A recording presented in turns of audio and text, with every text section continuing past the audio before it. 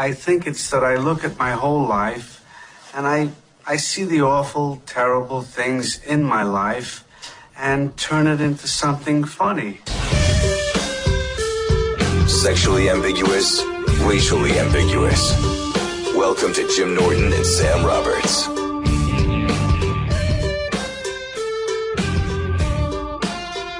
Welcome to the show.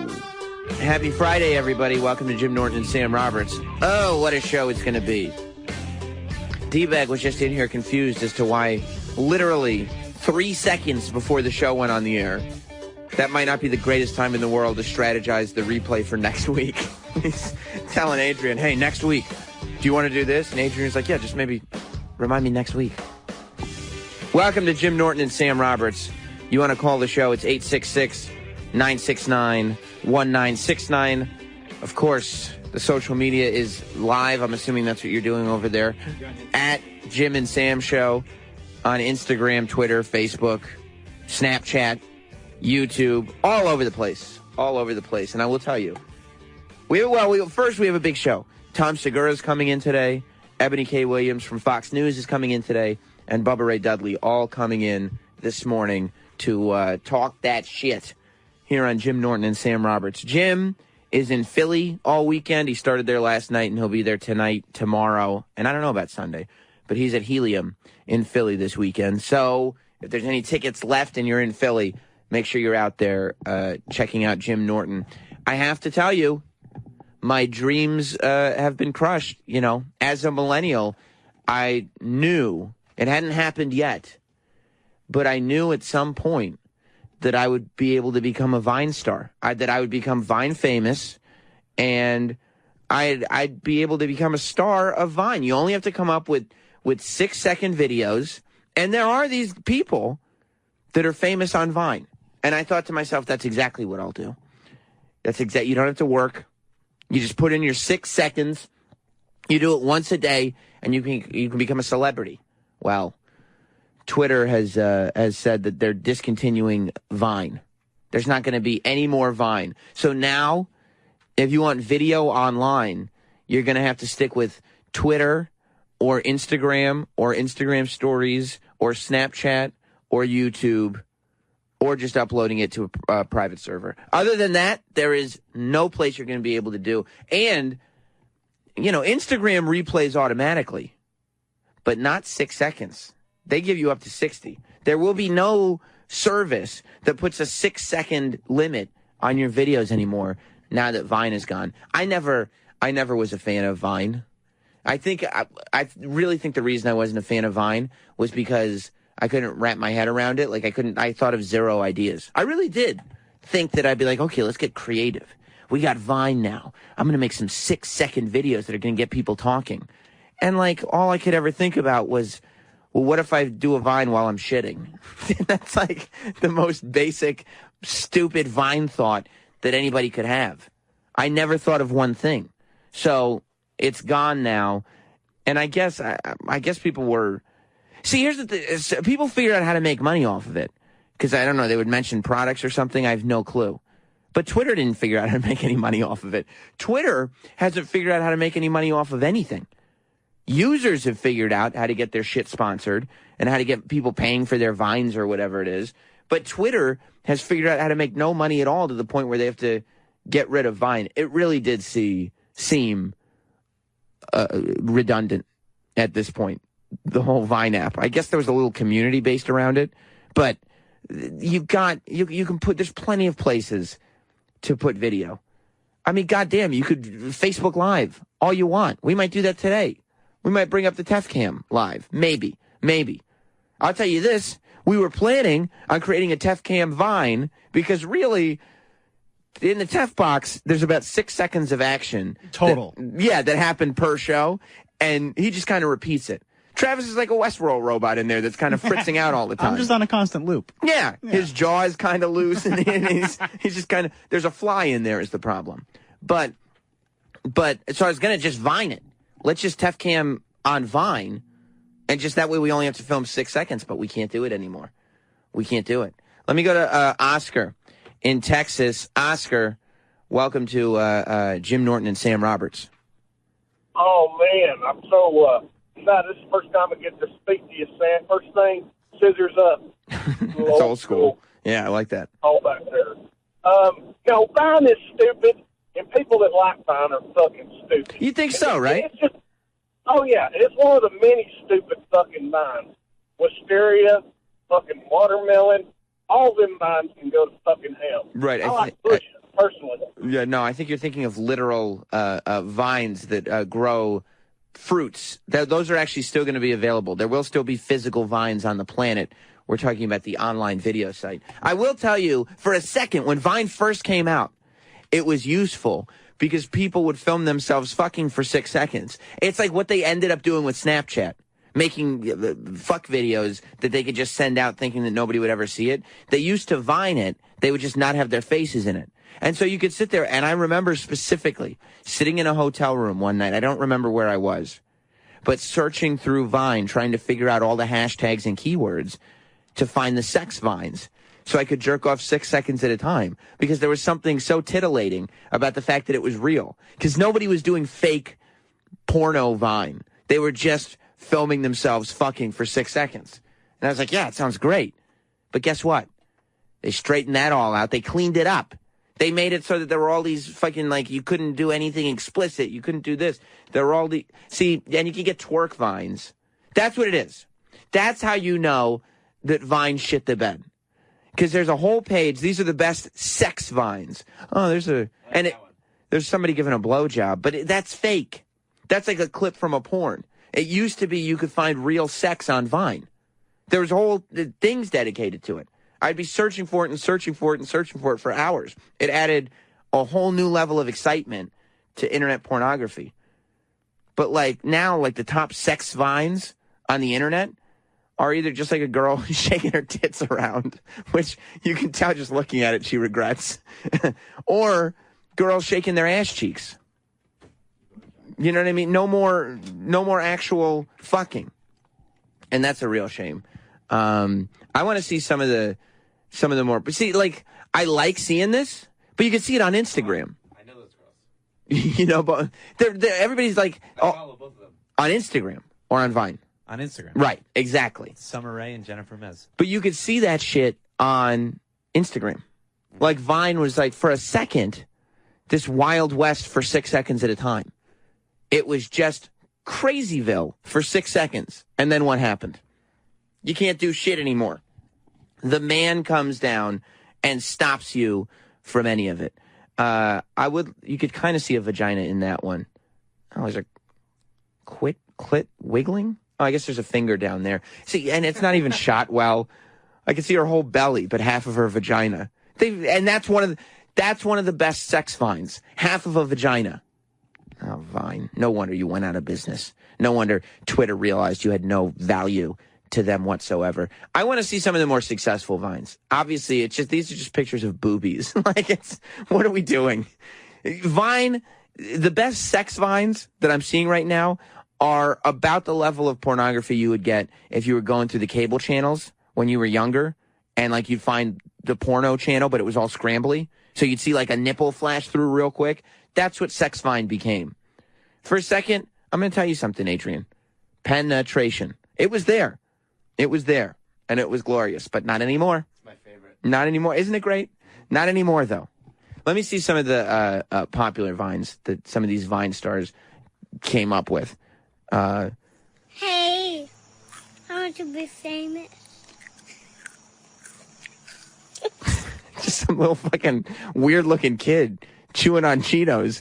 Little chubby kid chewing on Cheetos saying, hey, I want to be famous. Look at me. That's the problem. God damn it. I want to talk about how stupid Vine was, but in that moment, just the girl going, because she's eating ice cream, and the guy hits the brake on his car. So the girl goes, what? And I just see stupid Adrian over there going, like, all right, well, maybe there was some value to Vine. Let's see this one. It's a guy getting chased by a vacuum. That's stupid, right?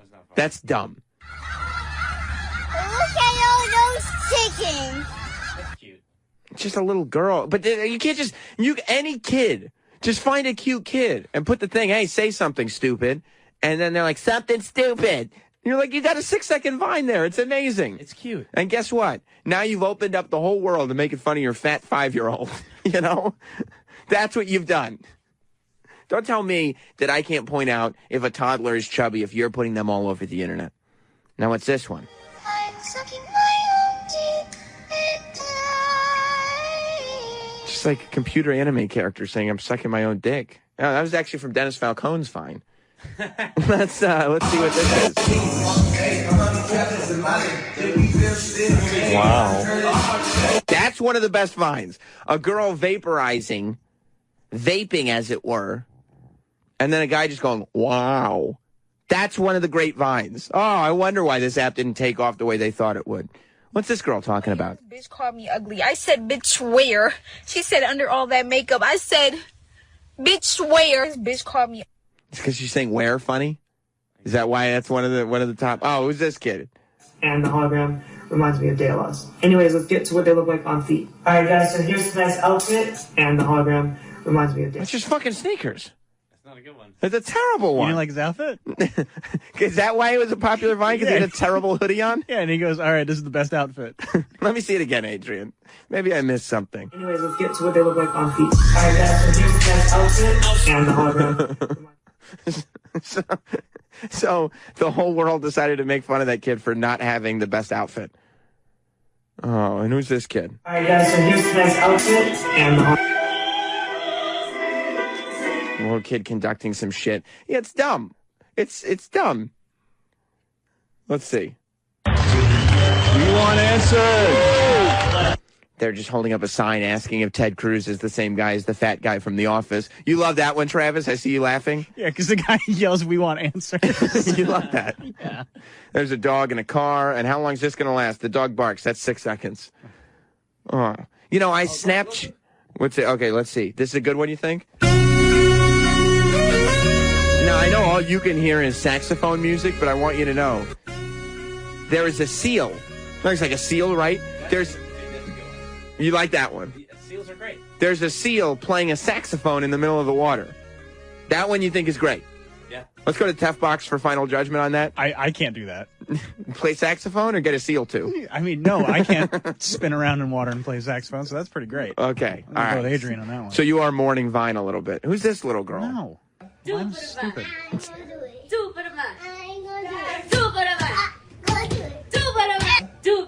Oh, yeah. Little black girl speaking improperly and twerking at 6 years old. That shouldn't come back to haunt her at all. So Vine is dead. Those were all like some of the great Vines of all time. Travis, when you say that Vine was stupid, do you think it's because you couldn't crack the code and become a Vine star yourself? Yes. You jealous? Mm-hmm. You know what you should have done? What? Just film your stupid daughter saying dumb shit. We gave her a Vine account because she was doing that. What was she saying? Just dumb shit. Did she like it?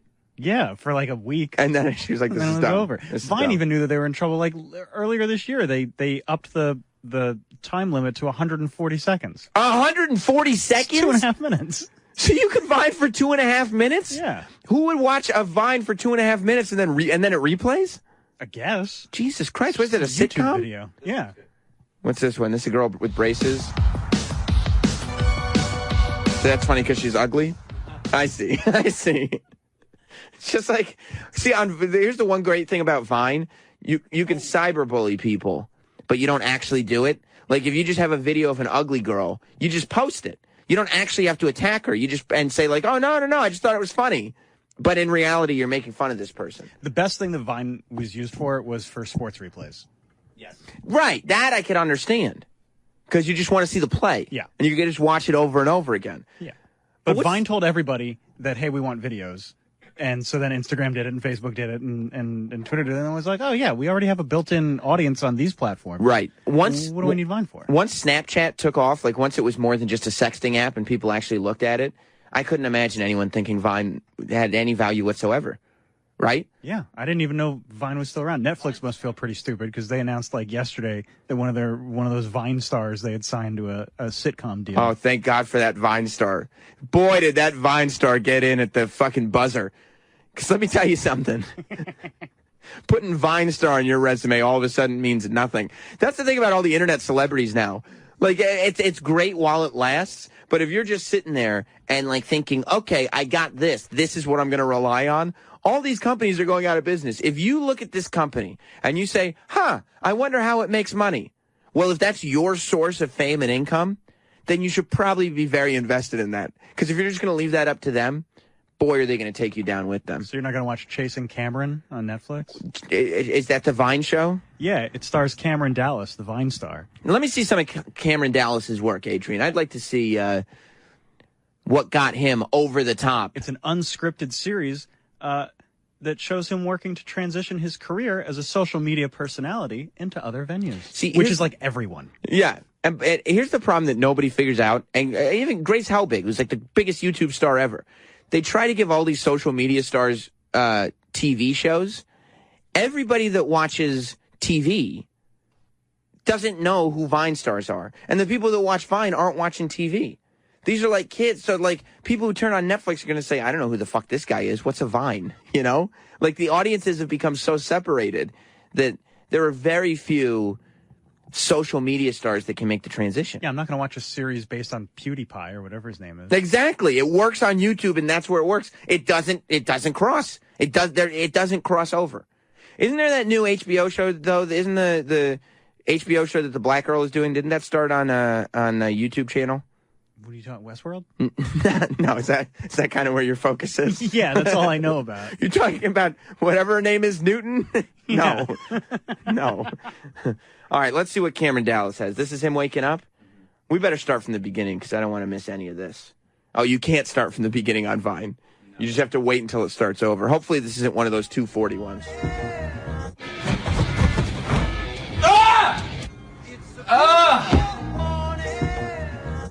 That's what the social media stars do, right? They just take tips from, like, Disney kid actors and just completely overdo everything. I read a long piece on Vine once, and they interviewed a couple of, like, their biggest stars, and they were just talking about how they spend hours and hours and hours trying to come up with content because it's so hard in 6 seconds. Like, I will give credit to the people who actually parlayed this into something else. Like, there is some talent in figuring out how to, you know, it's monetize impossible. 6 seconds. I was sitting there and I was going like, oh, good, Vine's done. Vine was stupid. But upon self-analysis, I was like, one of the main reasons I think Vine is stupid is because I couldn't figure out how to do it. Yeah, I couldn't do anything in 6 seconds. I had no ideas whatsoever. I was sitting there going like, okay, Vine, I have it right on my phone. I have a Vine account. I think I had a video of my cat falling off a printer once, but that's just fucking luck. Yeah, now do it another 1,000 times. Exactly. Yeah, go to vine.co/notsam. Let's see. I'm sure that my name was not Sam on Vine. You could have just deleted his username and put my username. You didn't have to write the whole thing over again. Yes. This is a little better. Go back to where you were. And just see where it says Dallas Cameron. Just put not Sam and just see if anything happens. Maybe they deleted my account because it was a waste of time. Yeah, it's not there. I don't remember what my account was. I'm assuming. Don't worry about it. I think it was just a cat falling off a printer. And then me probably being like, hey, it's Vine. Like, as if nobody else had done that. Let's see some more from this guy who signed on with Netflix. I want to see, because a minute ago we saw him wake up in the morning. As if he was waking up on Mondays versus the weekend. Oh, on Monday, that's why he was very mad. On Monday, and he was kicking his legs all around. But he's a Vine star. Don't you just work every day? He doesn't have a job. Yeah, what difference does it make what day of the week it is? This is him sleeping in various positions on a bus. You think he shoots for Vine? Because you couldn't import to Vine, right? You just have to do it in the app. This guy sucks. You think he sits there going like he's sitting there like trying to perfectly shoot each shot and then be like, this is fucking stupid. Delete. He goes down in the DMs. Let's see. He's on top. He goes down in the DMs. It doesn't make any sense. I don't understand it. Let's see this one. Oh. Oh, he's okay. See, I don't mind that. He's got a cup, and he's pretending there's water in it, and he's acting like he's throwing it at his friends. But there's no water in it!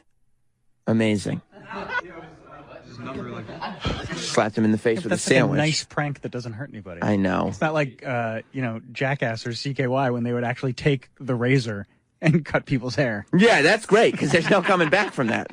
Like, it's like, you have a bad haircut now. What are you going to do about it? That's one of my favorite things they ever did. Because it's semi-permanent. Yeah, it's such an asshole thing to do. You either have to get a whole new haircut or just deal with a chunk out of your hair for like a month. Yes. It's great. Oh, let's go to these phones. 866-969-1969. Doug on Long Island. Doug. What's up, Sammy? How you doing? Good, buddy. I wanted to know if you've ever ventured down the Tumblr app world, because if you take the safe search off, there's a ton of videos and news, and it was similar to Vine, except they were longer than 6 seconds. Is it like real? Yeah. There'll be like real amateurs or real people. Oh, wow. I mean, there's definitely some porn clips on there as well. Adrian was able to very quickly on Tumblr find a nice collection of BJs. There you go. Boom. Just like that. Wow. Okay. All right. So this will be good information to have the next time I'm looking for that. Because I tell you. All right. Well, thanks, buddy. All right. Enjoy, man. I will. Well, not right now, Adrian. You can get that off. I'm getting all horned up and losing my concentration. But because when I was doing it on Vine, it was towards the end of that happening.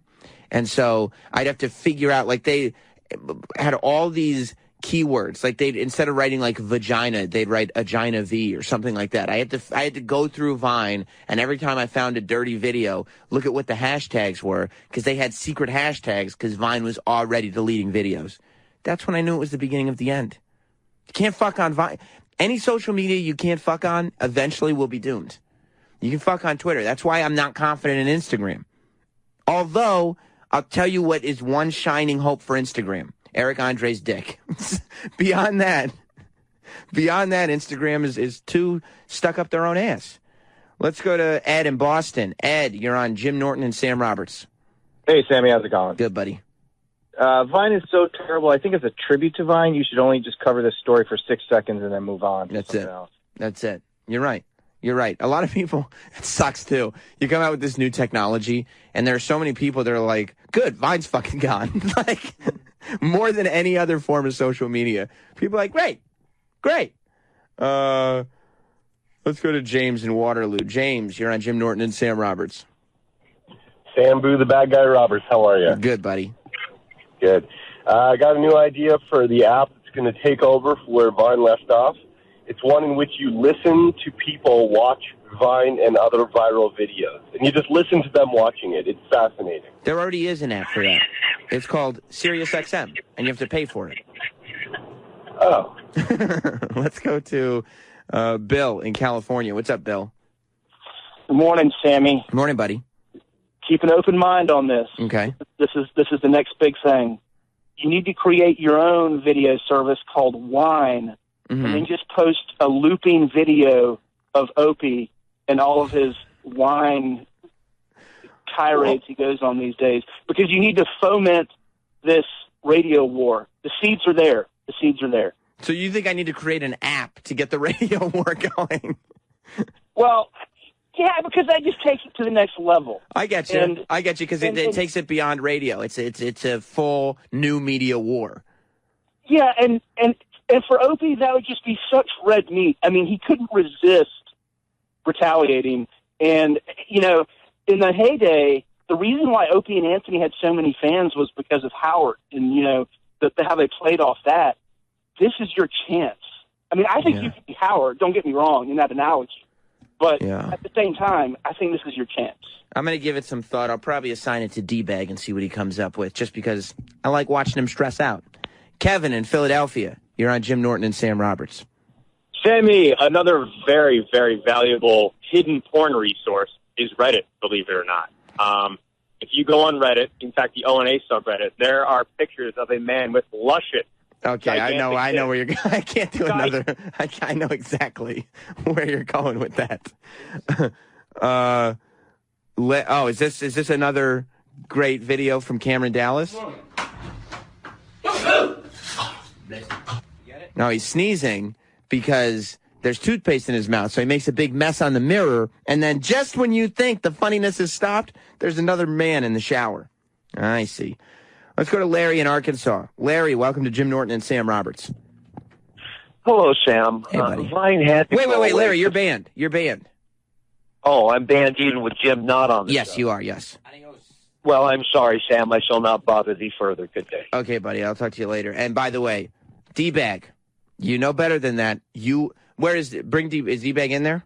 Yeah, he's in here. Bring him up. You think I would let him on the phone? I was about to say, that seems like, that is not a Teft move. No. No, you would have Tefted him right off the phones. He's getting his headphones. And he's taking his sweet-ass time. D-Bag. Yes. What did I tell you about Larry? Yeah, I fucked up. What do you say to him when he calls in? Fuck off?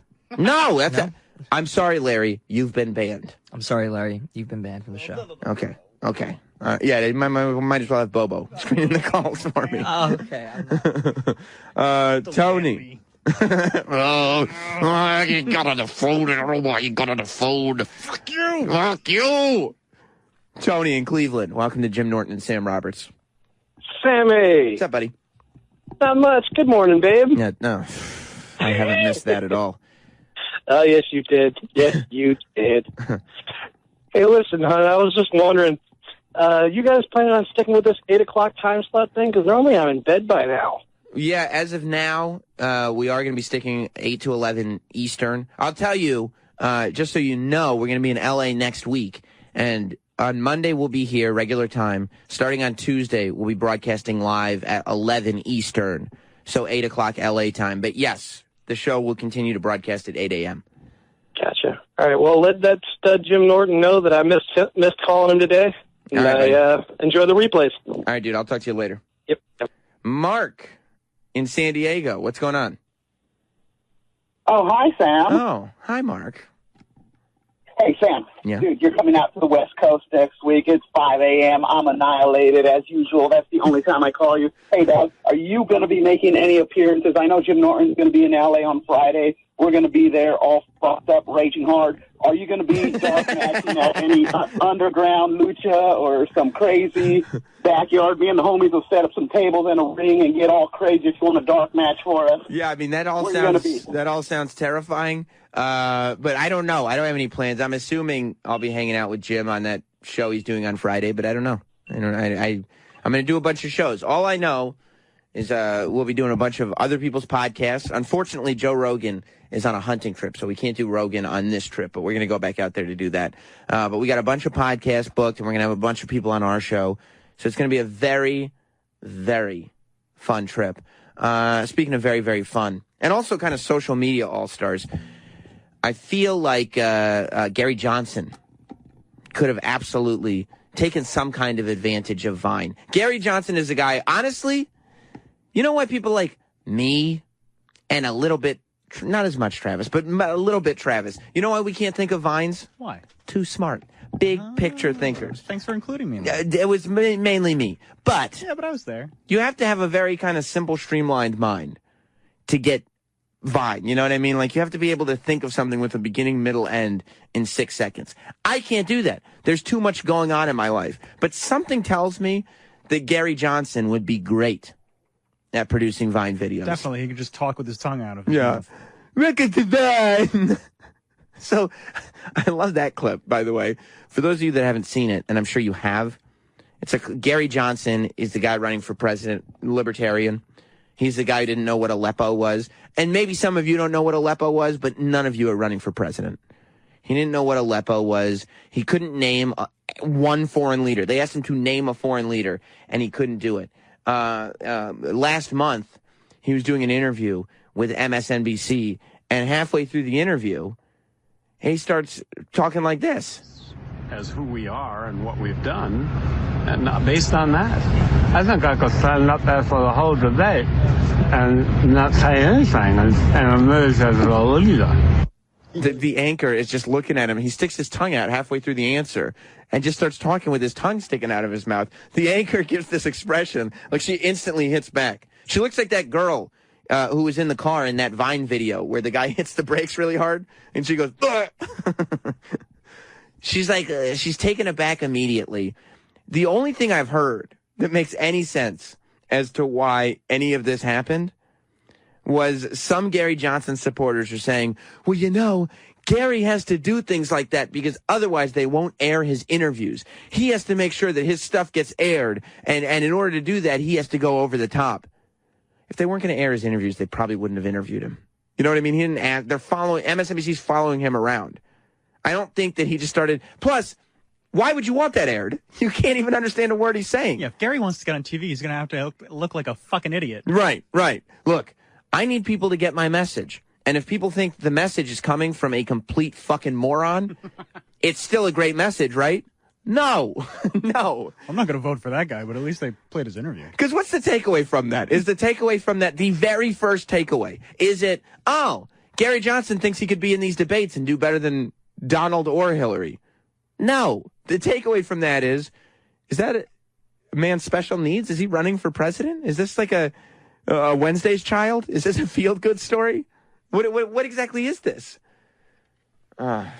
He's just, so many Gary Johnson supporters have come out and been like, oh, they're all disappointed because he's just stupid. You know, he's not a smart guy. And he's getting so upset with the amount of people that are talking about him. And they're, I'm sure in Gary Johnson's head, he thinks it's nitpicking. But it's not even sort of nitpicking. It's not nitpicking at all. It's pointing out the extremely obvious. It's pointing out the obscene. He did an interview. This just aired last night. I found it this morning for The Guardian, which is a UK publication. And The Guardian went to his headquarters and they talked to him. Listen to this exchange. The mainstream candidates are more unpopular than any other mainstream candidates in modern history. So I guess the question is, why are you doing so badly? I would argue just the opposite. This is phenomenal. We're at $12 million. We're at 10% plus in the polls. We're leading among independents. Look at his face. Do you believe him when he talks in his face? He's got this kind of like defensive posture about himself. This is phenomenal. He, at first, he had convinced himself that that was true. In the beginning, he had convinced himself that, yes, this is okay. My numbers appear to be lower, but they're actually higher than one would expect, and blah, blah, blah. He had all these reasons why this stuff was actually a good thing. I think now he's just lying to himself. It's one thing when people are like slowly getting on board and you don't have the same numbers as another candidate. It's another thing when people in massive numbers know who you are and are calling you stupid. We have 10% in Le Pen. Yeah, that's the problem. Nobody's taking him seriously because he's not having a tongue out of his mouth. Adrian says this is his nobody's listening to me face. Like he's flabbergasted. Like I've been saying this the whole time. I say lots of smart stuff, but everybody's focusing on the stuff where I sound like a complete tool. Everybody's an asshole. Yeah. Fucking asshole. You guys are being such jerks. Let's continue on a little bit. Among young people, among active military personnel, this is a celebration. Listen to him laugh. It's a celebration. We're all having a good time. Right? Oh, it's so creepy. He's really fallen off the deep end. I would love to talk to people that like know him personally. He's married, right? I would imagine. I would love to talk to people that are in his personal life because the weed's not even doing it anymore. You could tell at first he just seemed like kind of a stone dope that he was kind of getting by and he was saying things that other people weren't saying. So it was like, okay, let's listen to this guy. Now, even the weed can't mellow him out because he's getting so mercilessly made fun of for the asinine comments that he keeps making. Go back just a smidge and continue. People among active military personnel, this is a celebration. But you're not at 10% in the polls. You were at 10% in the polls. You're near a 6.1% at the moment. Well, this is real clear politics. That was one of my yelling points earlier, is that, yelling you know points. What? I mean, pick your poll. Pick your poll. If you want to say I'm at 6.1%, yesterday I was in Virginia, 15%. New Mexico, I'm at 24%. I don't know where 6.1% comes from. I have no idea. I'll tell you where it comes from. It comes from an average of all of the polls. So it takes all of the polls. Okay, that's well, not. Why are you here then at 6.1%? Why are you even interviewing me? I don't get it. If I'm doing so poorly, is this to preside over a funeral here? It's not a funeral. It's a celebration. It sounds like a celebration. Gary Johnson is using the tried and true method of, well, this is my house, and if you don't like it, you can leave. It's my house and my rules. And if you don't like the fact that I'm at 10%, you can leave. You're not at 10%, And he Gary. shouldn't be bragging that he's at 24% in the state that he was governor in. You should get huge percentages in that state. That's usually like, the lock. There's one candidate, I think he's from Utah, he's only on 11 ballots. McMullen, right? From Utah. He's only on 11 ballots. He can't possibly win the United States. And he's got an enormous percentage in Utah. He's even with Clinton and Trump in Utah. Right, because he's from Utah, because they love him in Utah. Even New Mexico is sitting there going like, oh, boy, what did we bring into this thing? He's the governor for 8 years, and they're like, no. Yeah, we didn't know he was so stupid. They want to bring in the guy who thought the fucking island was going to tip over now. That's how scared they are of Gary Johnson representing their state. Oh, poor Gary. And he said, well, why are you here then? Well, why are you here? Like, he's presented with the facts. And instead of being calm and being like, well, you could see that. I haven't seen those numbers, but we're still forging ahead. And maybe we're not exactly where we want to be, but we see a lot of room for improvement. And we know that the message is getting out to people. That's how easy it is. Instead of being like, well, then why'd you come? Why'd you even want to talk to me then? If you think I'm so stupid. Nobody said you were stupid, Gary. Well, it sounds like that's what you think. You saying he's acting like a teenager? Yeah. Well, if you don't like it, go and leave. Leave. Because it's 10%. It's my room, Mom. See, here's the thing. Gary Johnson went to this reporter, and he presented the "it's my room, Mom" argument. And then the reporter hit him back with, Gary, I bought the whole house. They're all my room. The reporter's like, I'll just take the door off. Yeah. Oh, you're impossible. You just don't get me. I need my own phone line. Everybody's got a cell phone. Why won't you let me have one? Because I'm not everybody's parent. Oh, what is this, a funeral? What'd you come here for, a funeral? And then he was like, oh, shit, I'm saying funeral too much. Let me remind everybody that we're all celebrating here. What are you celebrating? What are you celebrating? Being made to look like a fool? By the guy who's leading all of you? Gary Johnson himself? The interview starts to calm down. This guy's a good interviewer, actually, the Guardian guy. Because he tackles him here. And while Gary is, like, shouting at him. And by the way, do we notice how close Gary Johnson is? You tweeted this video out, right?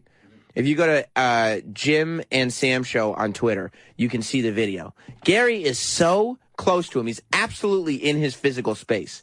And he's yelling about it's not a funeral and why'd you come here? The guy keeps his cool. Guy, by the way, is taller than Gary Johnson. But the guy keeps his cool. And he's like, okay, he's got a British accent. Handsome guy. And he's like, all right, let's get back into the interview. And the interview goes calm again. And then Gary loses it again at the end. Go for it. I'm not saying that you and I disagree. I'm saying most of the world's major economies, most of the world's Go back major a little disagree bit before this, because I want to get the full question in. It's a good question, and Gary doesn't abolish like it. corporation tax and replace it with effectively...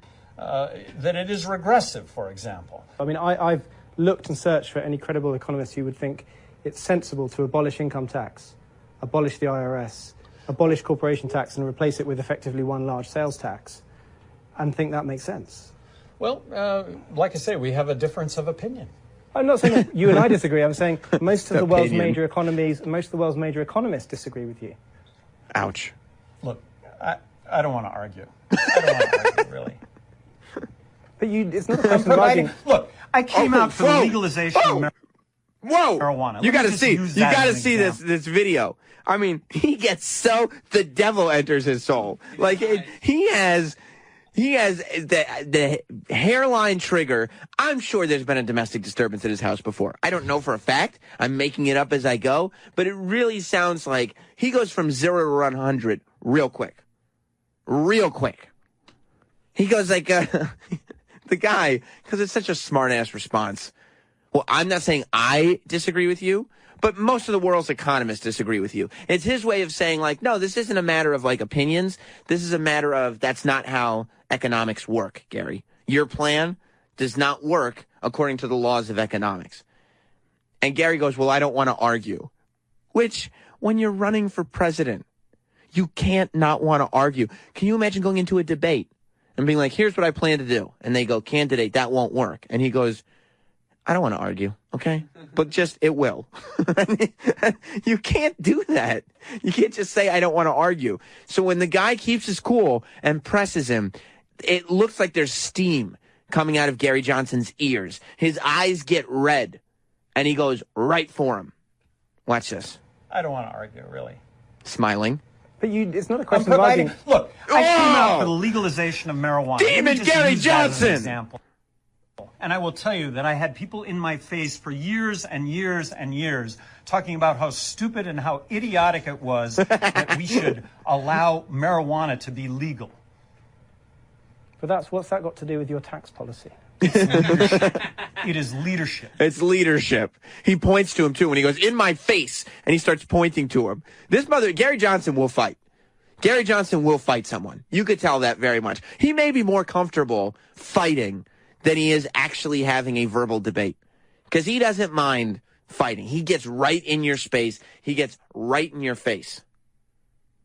Is he in good shape? Does he exercise a lot? Yeah, he's climbed like Mount Everest. Oh, that's right. He runs like all kinds of different, like, I think he did triathlon. I might be wrong. He's an animal, though. Anybody who's climbing Mount Everest, the people who climb Mount Everest have an insane amount of competition with themselves. Like, they just want to outdo themselves, outdo themselves, outdo themselves. So when a fucking British guy comes up to him and goes, hey, shit that you're saying that you're going to do when you're president, that doesn't even make sense. Oh, flipping out. Flipping out. Oh, boy. Dr. Steve just texted me, ha, ha, ha, you asshole. Already voted for Gary Johnson, and now you're making me feel like an idiot.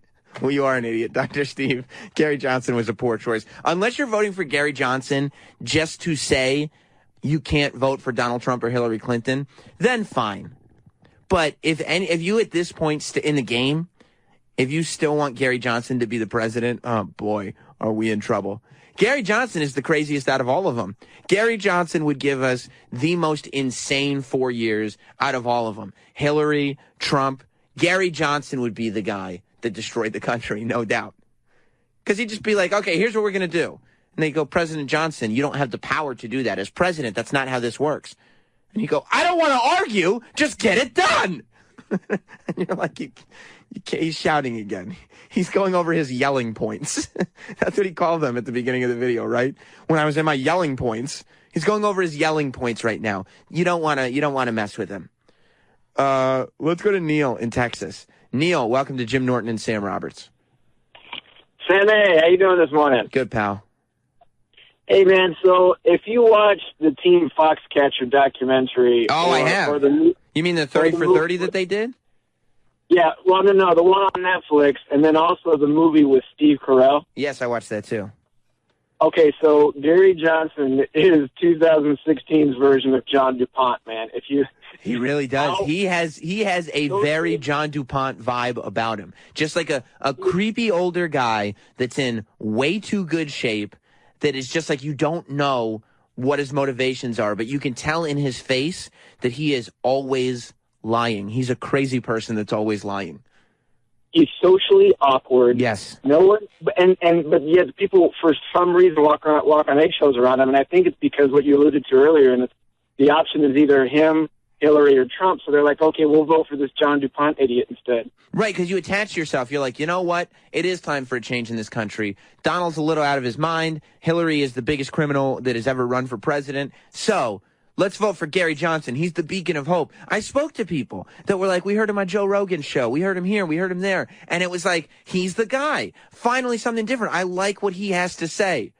And then he shows up on TV and you're like, oh, this is who he is. John fucking DuPont. It was a good idea until he opened his mouth, man. Yeah, you're right. You're right, dude. Thank you. That's a great comparison. John DuPont, just a creepy old man that loved hanging out with wrestlers. And they would all let him beat him, too. They would all, like, they would let him win wrestling matches just because he was paying for all of them. Because wrestlers don't make any money, like amateur wrestlers. So he would, like, they would stay at his place. He would build them a house. He would let them all, like, they would train all the time. It was for his wrestling team. But it was like, well, for what? There was no money to be made. Let's go to Dan in Cleveland. What's going on, buddy? Mr. Bran Muffin. That's right. Hey, there's a video. It was on the local news here. I'm not sure where it was, but Gary Johnson rode his fucking bicycle like 100 miles to a rally he had. What? Just to show that he was the fittest president candidate. He's a fucking maniac. Just take a I love car. the guy. He just fucking shows up at his own rally in a suit reeking of body odor because he's been on a bicycle He's an for idiot. hours. He is an idiot. He's this guy. He's like, so you know how you have an idea, right? And you have this idea either right before you fall asleep or when you're in the shower. And when you get out of that position, like right before you fall asleep, I think it happens most often for people. You get this idea. You have it right before you fall asleep. It is a brilliant idea. You write it down. You have figured everything out. You wake up the next morning, you drink your coffee, whatever you do, you pick up your notepad, you read the idea, and you realize how absolutely stupid it was. Every time. Like, you're like, what the fuck? I was in some kind of like high, almost asleep, weird state where I thought this was a good idea. But you as a person, you as a person have this filter that allows you to regain your senses and be like, you know what? That is a terrible idea. I will never do that. Gary Johnson, all of his ideas are in that his brain is constantly in a state of almost asleep. And so he comes up with this crazy shit. He has similar ideas of like when I used to get fucked up, I'd get all drunk and like, this is a fucking sweet idea, and then the next day I'd be like, that was so stupid. Why did I do that? Exactly. Thank you, Dan. But he's got my vote. Oh, well, I want to go to Dr. Steve, Dr. Steve, you already voted for Gary Johnson? Yeah, you son of a bitch. I mean, I voted yesterday. Yesterday. Did you not, was the Aleppo thing not enough for you? No, look, here's the thing. I'm socially liberal, extremely socially liberal, but I'm. I know you are. You don't mind what's coming. What's coming your way. Whatever it is, you'll take it. I'm up for whatever. You know what I mean, Mr. Sam? I know what you mean. That's a weird voice, but I know what you mean. I'm, who am I going to vote for? So, look, I know the fucking guy isn't going to win, but what I would like to see is us have a viable third party down the road. So, and the Libertarians, to me, if they can just kind of get rid of the wacko factor, they could actually be a viable party. I'm playing the long game on this one. It's so weird because as human beings, like, I would think that if people would like kind of stop getting married to parties, like I'm a Democrat because I've always been a Democrat because my parent was a Democrat, or Republican, the same thing. Like if people would just think about what they actually feel and what they actually value, most people, I'll bet, way more people than anybody would expect would fall in line somewhere around libertarianism, I think. Right. And if the Libertarian Party could just figure out a way to appeal to those people and not turn them off with the wackiness. Well, yeah, it's crazy that with all these people, like it's a very human party, but they can't find one candidate. They can't find one person who's not a total maniac. Well, they've never been viable, so they had the luxury of just being goofy. But now, really, they have an opportunity to grab, some of the populace. And I think you're right. I think most people, if they really thought about it, are libertarian at heart. They just need a Libertarian Party that'll represent them. So we'll see. But anyway, but you hear Gary Johnson, then I was like, oh fuck, I should have voted for Rocky De La Fuente. Yeah, you hear him completely losing his mind on this reporter who's really doing a great job. And Gary's like, oh, I don't know. I'm not listening. Yeah, I love William Weld, though. I'm not sure why Weld wasn't the president and Gary the vice president, but hell, who knows? Weld just sort of sits back. I think he wasn't all that interested in running in the first place. Well, let me tell you something. Gary Johnson can ride his bike a lot further than any of these Republicans or Democrats can. Yep. He's climbed Everest. He'd be the first president to do that, so I guess that's something. Yeah, but what's his name? The speaker, Paul Ryan, he does that P90X, so he's right there.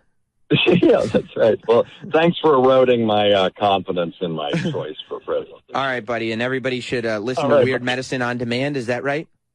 Yeah, 4 a.m. on Thursday or on demand. I highly everybody recommend on demand. listen to Dr. Steve's Weird Medicine on Demand. It's a great show. Thank you, Dr. Steve. I'll talk to you later, my friend. Let's go to Ron in Tennessee. Ron, welcome to Jim Norton and Sam Roberts. Teft of the morning to you, buddy. And a teft of the morning to you. Hey, I just wanted to give you a call and say, man, congratulations. I used to call sometimes at night when you were on, but yeah, I want to congratulate you on that. But yeah, no problem, brother. Hey, but I was also going to say, how do you feel now? Because I know, you're not going to go for a turd sandwich or big douche or whatever the fuck they call it. That's right. Yeah, you can't vote for giant douche or turd sandwich.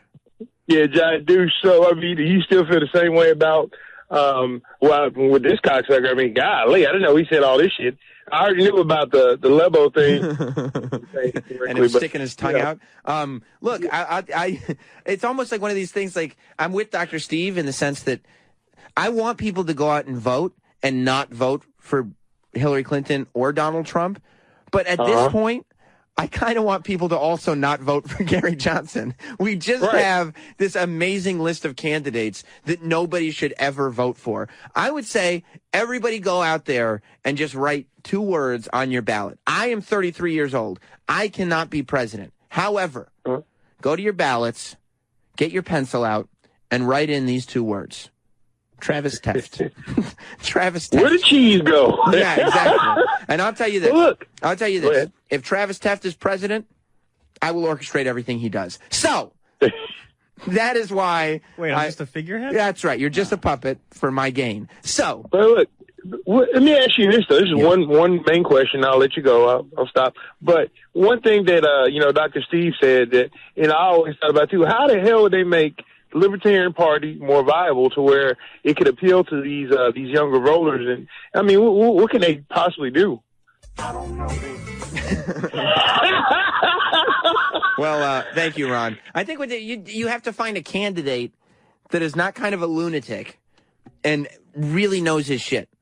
Like, really understands how everything works and can go out there and can point out exactly what's wrong with the current system and the current crop of people and what's right with him or her. Like, you have to find that person to do it. You have to find that figurehead where it's like, whoa, I didn't think, but I like this guy. Let's go to, who's this, Ed in Philly? Ed, welcome to Jim Norton and Sam Roberts. Hey, listen here, you awful little opie light.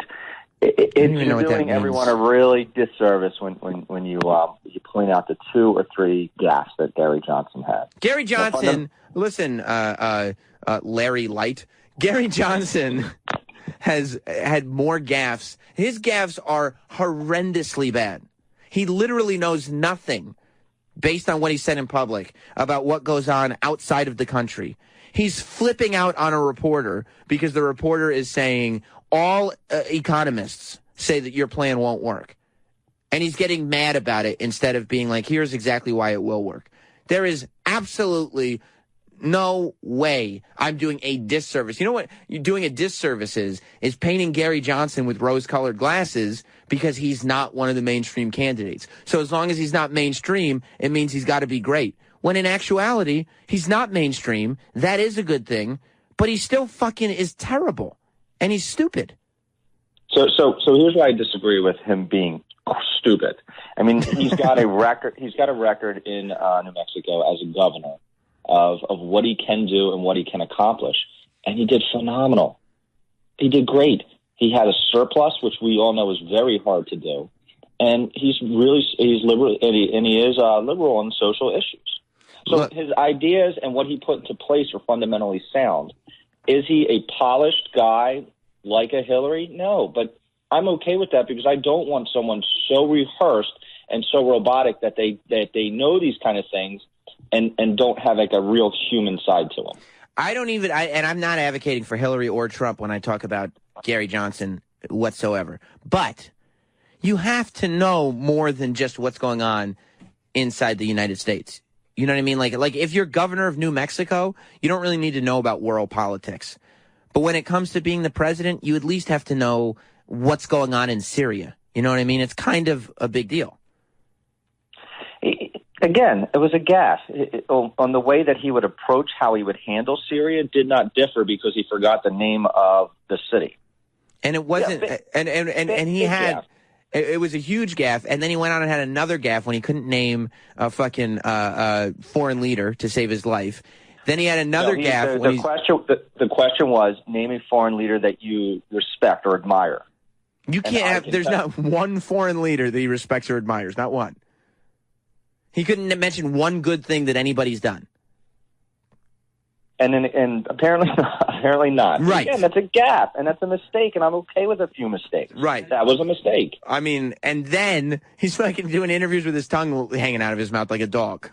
Wow. I mean, how many times have you failed at jokes? A lot. Look, yeah, but not on that level. Explain to me why he had his tongue sticking out of his mouth. I didn't see that interview. I saw clips of it a while ago, but again, he was trying to make a point of. Look, I get on the debate. I get romanticizing him, and I get attaching yourself to him, and not wanting to believe that all the bad stuff is true, and like because you got on board early, and I respect that. And I was sitting there going like, you know what? And if you listen to the old night shows, I was sitting there going like, you know what? I'm actually giving this guy a fighting chance. This may be where my vote goes. And then he started talking on a national level, and it was like, okay, this is phenomenally stupid. Like this, there's no way. There's no way. All right, buddy. I'll talk to you later.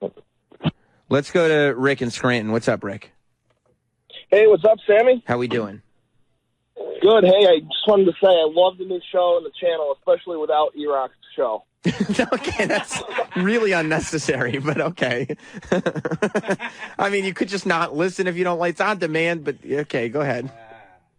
Hey, I just wanted to know if you absolutely had to pick one of the main party candidates, who would you have to pick? Well, unlike Kathy Kelly, who I gave an option like this to her, and she elected to have Nazis rape her mother, I would not allow Nazis to rape my mother. If I had to pick either Hillary or Trump right now, I would pick Trump, because the reason that don't want to vote for either of them is because Trump is scary, but I still think the system needs a severe shock, and that would be the greatest system shock that I could give to it, right? To vote Trump. Hillary, it just seems like I can't imagine how anything good will come of it, to tell you the truth. And it's another thing where I get people are romanticizing it, and I get that she represents doing good things for women and all that thing moving forward. But, like, I think women need to realize that, yes, we should have a female first president, but maybe Hillary is not the greatest female first president of all time. You know, maybe there are other. Michelle Obama is going up at these speeches, and she is out talking Hillary. You know what I mean? So yeah. So maybe Hillary, but I would probably say Trump if I had to. Gotcha. All right, buddy. I mean, Trump is a fucking asshole, but I'm still voting for him. Because what else are you going to do, right? I don't like her. Yeah. All right, buddy. I'll talk to you later. I can't wait to talk to Eboni K. Williams about this in just a little bit. You could tell Roland that Bubba can just come on in. I see Bubba Dudley out there. Let's go to Marshall in Texas. What's going on, pal? Sammy! How we doing? Dude, okay, I'm voting Jill Stein. Here's the deal. Jill Stein? Is like yes, she's a fuckable Bernie Sanders. She believes all the same shit. She's obvious. And, yeah, I like her. She's not a smart woman. So what? I guess none of them I are. want my college paid off, goddammit. You got to see these financial aid checks, dude. No, I when get you it, but pay this shit off. She's like her whole campaign is based around that she's going to let everybody go to college for free and relieve student debt, but nobody can pinpoint at all how she's going to do that. At all. Dismantle the military. I don't know. Hey, you know what? We bail out the banks. We can bail out the fucking dumb students that got history degrees. You know what I'm saying? Yeah. Okay. I guess. All right, Sammy. See, they figured the banks will make money. The problem is these millennials don't make any money for anybody. They don't do anything. So, what are you going to do to really help them out? Look who's here. Hi. Our old pal, Bubba Ray Dudley, just walked in. It's kind of different. Normally, you're the guy coming outside to get me. And Hey, Bubba, good to see you. Good Take to me see on the you. big walk. Now they're taking me on the big walk to see you. Yeah. I don't know if you heard, Bubba. No more fucking shine box. I don't shine shoes no more. Welcome, my friend. How are you doing? Good. Thanks for having me, man. Of course. We got a big show It's planned. sold out here. I can't hear anything in these headphones. So why'd you put them on just so I'd look like a jerk? He did. So you could take a picture of me. He wanted to make you look like an asshole. Like just point to him like nothing in him. Zero. Nothing in him. We got Eboni K. Williams coming in a little bit. We got Tom Segura coming in a little bit. Have you figured out? We were just talking about the third-party candidates that are running for president because Gary Johnson went on TV again and sounded like a moron. Yep. Have you been paying attention to the third-party candidates at all? Not as much as I should. Right. I've been paying attention more to politics over the past year than I ever have in my life, and I'm absolutely mesmerized by it. I'm so mesmerized by it, I actually walked into the Fox building by mistake. Before I got Did you? Yeah, I did. I'm like, I'm here for the Sam Roberts show. They're like, yeah. Not yet. Cross the street, lower IQ. Yeah, exactly. Yeah. Sam talks about the same stuff, but he really dumps it down because otherwise he couldn't function. Yeah, well, I mean, it's become like, and everybody's acting like, this comparison to pro wrestling and politics is new. It's always been that way. Pro wrestling is everything. Everything. You can compare everything in life to pro wrestling. That's what I try to tell people, and they don't understand. They're like, "Oh, where do you get the psychology for this, for that, for this, for that?" It's because I started watching wrestling when I was 3. That's it. In life, there's always a good guy, there's always a bad guy, there's always a storyline, there's always something that needs to be overcome. I mean, if you look at politics this year, I mean, you have the ultimate, well, I guess you have 2 bad guys this year. Hillary is supposed to be like the ultimate good guy, and then you're like, no, not at all. No, she isn't. And then, so Gary Johnson is the Libertarian candidate, and he came in like all roses, right? Because it was like, here's our candidate, here's our guy that's not Hillary and not Donald Trump, and he's a libertarian, which means he's going to protect our money, but he's going to be socially liberal, so we're going to be able to do whatever we want. But the guy's an idiot. And every time he gets in front of a microphone on a national stage, especially now that people are paying attention to him, he shits the bed. I was just going to say, you just took the words right out of my mouth. And that right there is a complete wrestling term right there. Shits the bed. Shits the bed. Yeah, he's the drizzling shits, as it were. I mean, he wants to legalize dope, right? Yes. Okay, so, and that's what he has going for him right now. And he's doing this interview where they're criticizing, like, the guy goes, like, you want to do this tax plan. His tax plan is to get rid of federal income tax altogether, like to get rid of taxes and just basically have one giant sales tax. So he's all about a consumption tax. And the guy who's interviewing him is going, economists around the world are saying that doesn't work. It's not an opinion thing. It's like that doesn't work. Right. And immediately he just goes back to, well, I said weed should be legalized. And they said that didn't work. Like that's his one thing. No, nobody is going to change the system. We're not getting rid of any kind of taxes. Much smarter men than me and you for a long time have conspired to figure out a way to control everything that goes on in this world, including our money and who we vote for. And Gary Johnson isn't about to rewrite the history books. He's not going to do it. He wanted to prove that he was tougher than everybody else. And he rode his bicycle 100 miles to one of his rallies. That makes him... Listen, I don't think I can ride my bicycle 100 miles, so he's tougher than me. Yeah, I don't think I could do 1 mile without getting a water break. But it might make him tougher, but he's got all this free time. I'd like to think that the guy running for president doesn't have time to be fucking... I'm sure he's going to take some votes away from somebody. Yeah, I just don't know who anymore. It's so hard to... just the other day, I mean... If you go by what the liberal media says, you know, Trump doesn't have a shot in hell. Right. And then you look at the rallies, as I'm sure you've talked about before. I mean, the guy's selling out 20,000 seat arenas. Yes. You would think that he was doing Monday Night Raw every night. Yeah. And then when you go to one of her rallies, I saw something on YouTube that kind of debunked, her rallies, and there's nobody there. Yeah. All the seats are blacked out, and it's just everybody pushing them towards the camera. About 100 or 200 people. And it's kind of like Trump rallies are Monday Night Raw, and Hillary rallies are like watching Impact Wrestling. Right. It's just that's the best way I can put it. Where it's like when it's real tight, it's like everything looks good, but don't go to that long shot. Exactly. Don't go to that long shot. Keep the hard camera shot. Let's go to Bob in Kansas City. Bob, welcome to Jim Norton and Sam Roberts with Bubba. Good morning, gentlemen. Bubba, big fan from back in the original ECW days, and still a big fan. Nice to have you on the show there. Sam, I was just calling to give a small defense of Gary Johnson. Look, I'm not going to say the guy's, a perfect candidate, but I just find it funny that somebody's going to tear him down when our two other choices, Hillary Clinton, lifetime politician, corrupt liar, and Donald Trump. I don't think I need to say anymore to tie it into the wrestling. I mean, do you want your president, the guy that shaved Vince McMahon's head at WrestleMania? I mean, it's embarrassing. Well, see, and yes.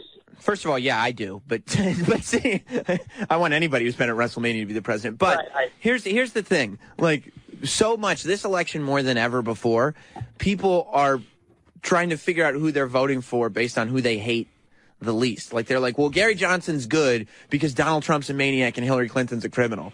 And I'm like, but you didn't tell me anything about Gary Johnson just there. All I know is why this one's bad and that one's bad. Right, here's the I'm a Johnson supporter, was a Johnson supporter last election. I bet you were. Ron Paul supporter before that. I'm sick of the two-party system. I'm not trying to sound like a conspiracy theorist, but here's the deal with Gary Johnson. Right. Unfortunately, I wish Bill Weld was at the top of the ticket. That's his running mate. Very smart gentleman. But both these guys are two-term governors in Democratic states as Republicans. They balance their states' budgets. They have experience in governing. Now, Gary Johnson has the most weird sense of humor of any human I think that I've ever seen. He's an awkward dude, and he can't seem to convey. I need you to, because nobody's been able to explain this to me yet, and you're a Gary Johnson supporter. Yes. He did the interview with MSNBC. He decided halfway through the interview to just answer with his tongue hanging out of his mouth. Okay, and that sounds like this the whole time. Why did he do that? Here's what he was saying, Sam. Here's what he was saying. Yes. He was basically arguing the point that he could go up on that debate stage and talk like this and still get more votes. And the humor was it kind of came out of left field, but that's what he said. If you listen to the full interview, he goes, if I was up on that stage, I could just talk like this, and he was basically saying I could act like a complete ass clown like Donald Trump does on a daily basis and pull more votes. Even the interviewer was like, "What the fuck are you doing right now, dude? Like, what are you doing?" Well, they're gonna MSNBC hates Gary Johnson, and they actually tracked him down in the hallway after his Aleppo moment, which was completely grabbed by the mainstream media. And if you look at everything in context, he was kind of like, he was thinking like, what's Aleppo, But then he gave the most concise statement on what's going on. When you have a presidential candidate, right, and the anchor asks him a question, and then he can't answer the question. Like a news anchor is supposed to have like some form of like reverence for the guy running for president. Respect, blah, blah, blah. The news anchor he looks at Gary Johnson and he goes, "You can't be serious." Like that's the ultimate, like, what are you, an idiot? Well, first of all, Gary Johnson deserved it. And second of all, that's just the news anchor trying to get themselves over. Right. Because that's all they try to do. They try to be the one that asked the question that the candidate couldn't answer, so they're making, front page news the next day. Right. He's like, let me stretch this. Let me make sure that everybody lives in this moment that I created. Exactly. Right. Well, and the funny thing about that is if you look at the other two candidates, they would have asked Donald Trump, especially because you got to talk to him like he's a 3-year-old, they would have said, okay, there's a conflict in Syria. What are your thoughts about, Aleppo, the main city of conflict over there? They just came at Gary Johnson with, what is Aleppo? And as soon as he registered, I'm not saying that it wasn't embarrassing. In fact, he admitted it was embarrassing. Here's the problem. Here's the problem. He repeated it back to him. If he hadn't, once you repeat, it wasn't just a brain fart, because he goes, and what is Aleppo? Like, once he said it back, if it's in his brain, he's gonna remember it in that moment. Is that Aleppo was trending on Google searches because nobody in this country knew what it was, and I'm not making an excuse for him. But then they follow him with an iPhone after the interview in the hallway, and he's being just genuinely honest and saying, "Hey, Mr. Johnson, why are you so stupid?" Right, and then they play it from the iPhone on the TV. I mean, it's absolutely ridiculous. The only time the guy gets any press is when they can bury him. But yet early on, Donald Trump, they asked him about Brexit. What's Brexit? He had no idea what Brexit was. So there's moments from all these candidates where this happens. I don't think the media, thank you, buddy, is not burying Donald Trump every chance that they get. Every chance. Yeah, but I mean, look, it was a very stupid mistake. It's not like the media isn't going to run with that. You have to. You have to. I mean, if he is on the card, and you have the potential to vote for him and he can't answer, what are you supposed to do? Exactly. It's kind of a big deal. His name is there. There's 4 names there. Yeah. And his is one of them. Yeah. And if you can't answer a question like that, it's a rough one. It is funny, though. He does bring up a good point about nobody knowing what Aleppo was, because I think a lot of Americans didn't. A lot of Americans aren't running for president, though. But since that moment, every news outlet talks about Aleppo like everybody knows what Aleppo is. Sure. Like they talk about it so much more now, right? Just to really, dig it into exactly. him. Yeah. When the guy came to pick up my trash yesterday, he's like, "Hey, man, did you hear about Aleppo?" Right. Everybody knows now. Everybody's an expert. We should take a break before Ebony gets here. Bubba Ray Dudley's going to be in studio. That's what your name is now? You said it, not me. So if anybody gets mad, they'll get mad at you. Bubba Ray, Bully Ray. I really don't care. That's how I've always known you, so that's what I'll call you. There you go. That's my strategy. All right. When trying to figure out what people's names are. But Bubba's going to be here. Ebony K. Williams is coming in, and Tom Segura is coming in a little later too. It's going to be a great show. We'll be right back. Stay there. Jim Norton and Sam Roberts are back after this. It's the joint. More Jim Norton and Sam Roberts right now.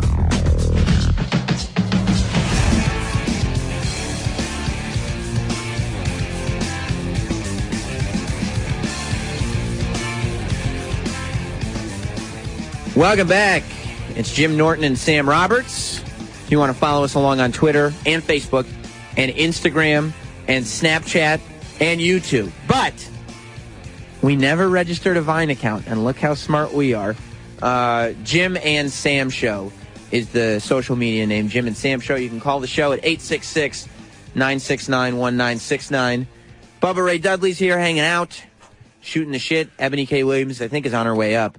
But we were just kind of... By the way, yeah, that soundboard next to you? Yeah. That's Jim's soundboard. I've been so tempted. Feel free. Just press a button. Feel free. Any person that I have as a guest to sit in with me. But he doesn't have my favorite one. Which is? The one that I said right after you guys kicked Nancy Grace out of here. Now go home and get your fucking shine box.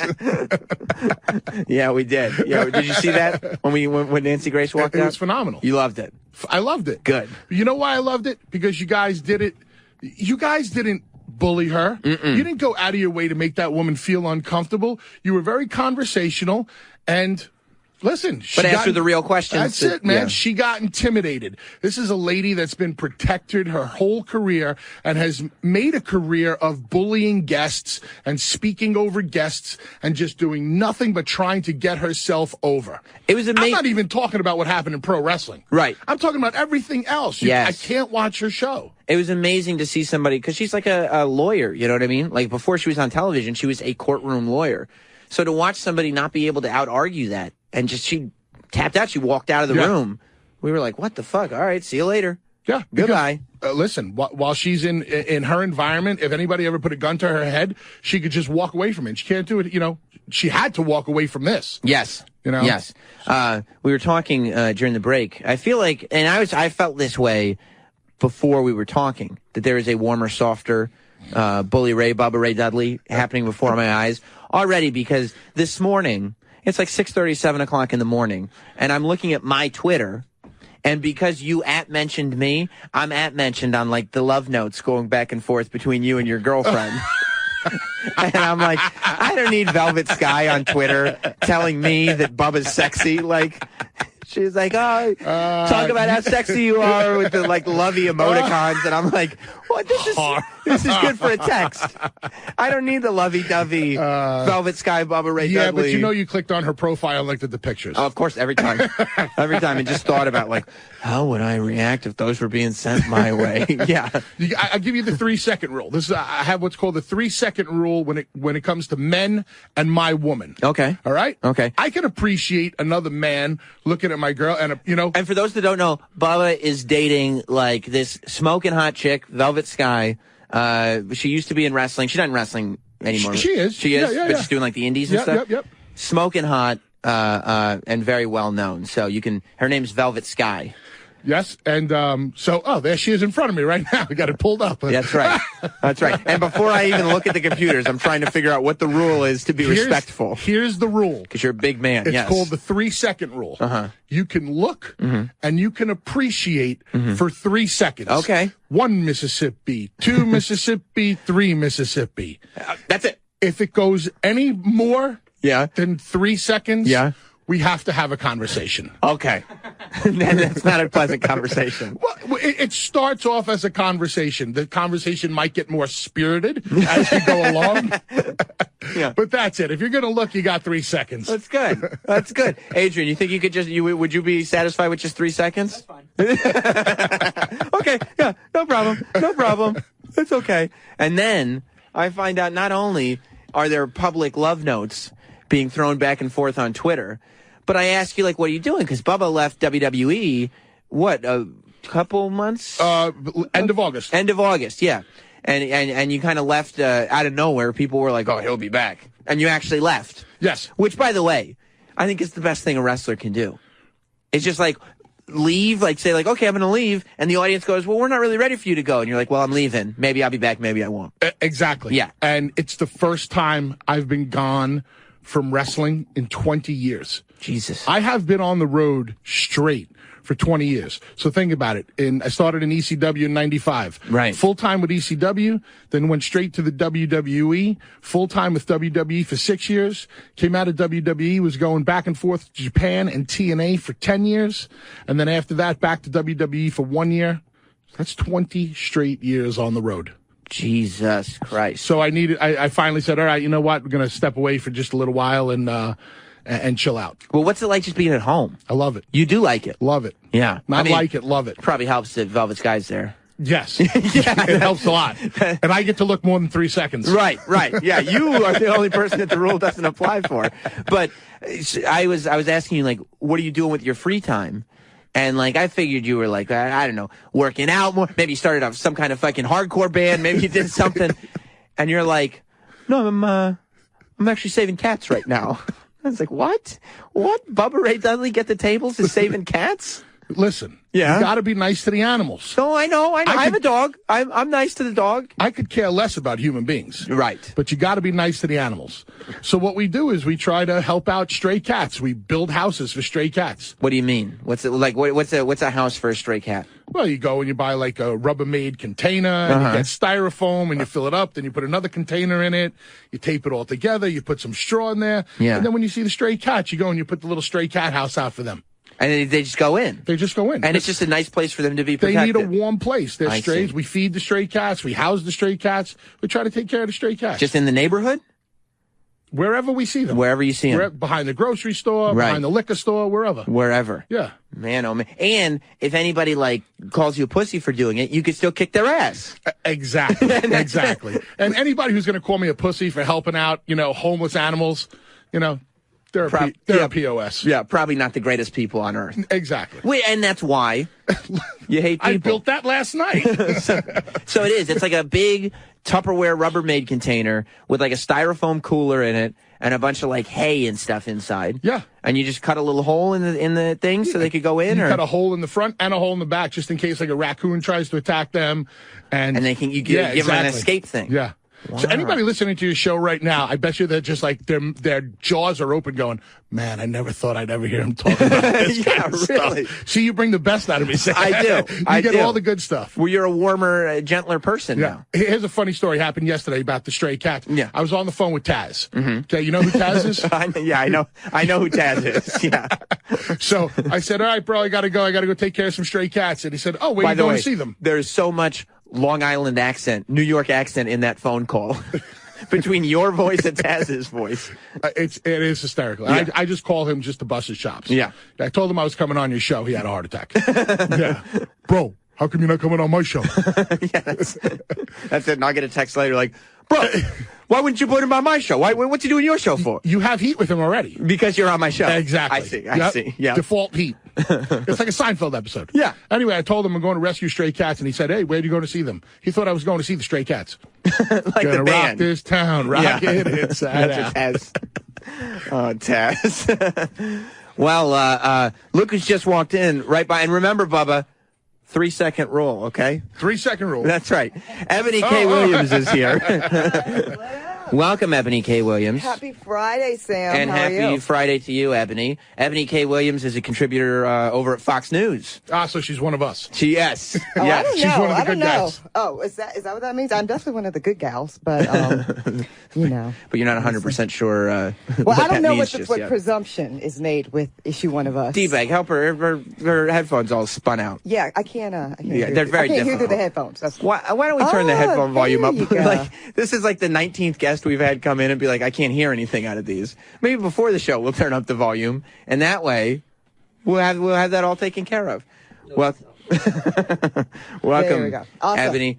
This is Bubba. Hey, Bubba. Bubba, you Ebony. Look, you look like Bubba, just How like are I you? look like an Ebony. You look like Ebony. Yeah, That's right. I love it. Glad everybody's looking their part this morning. That's right. Now, Ebony works at. You're not a Trump lady, though, are you? Not at all. You're not. No, not at all. No, I'm a.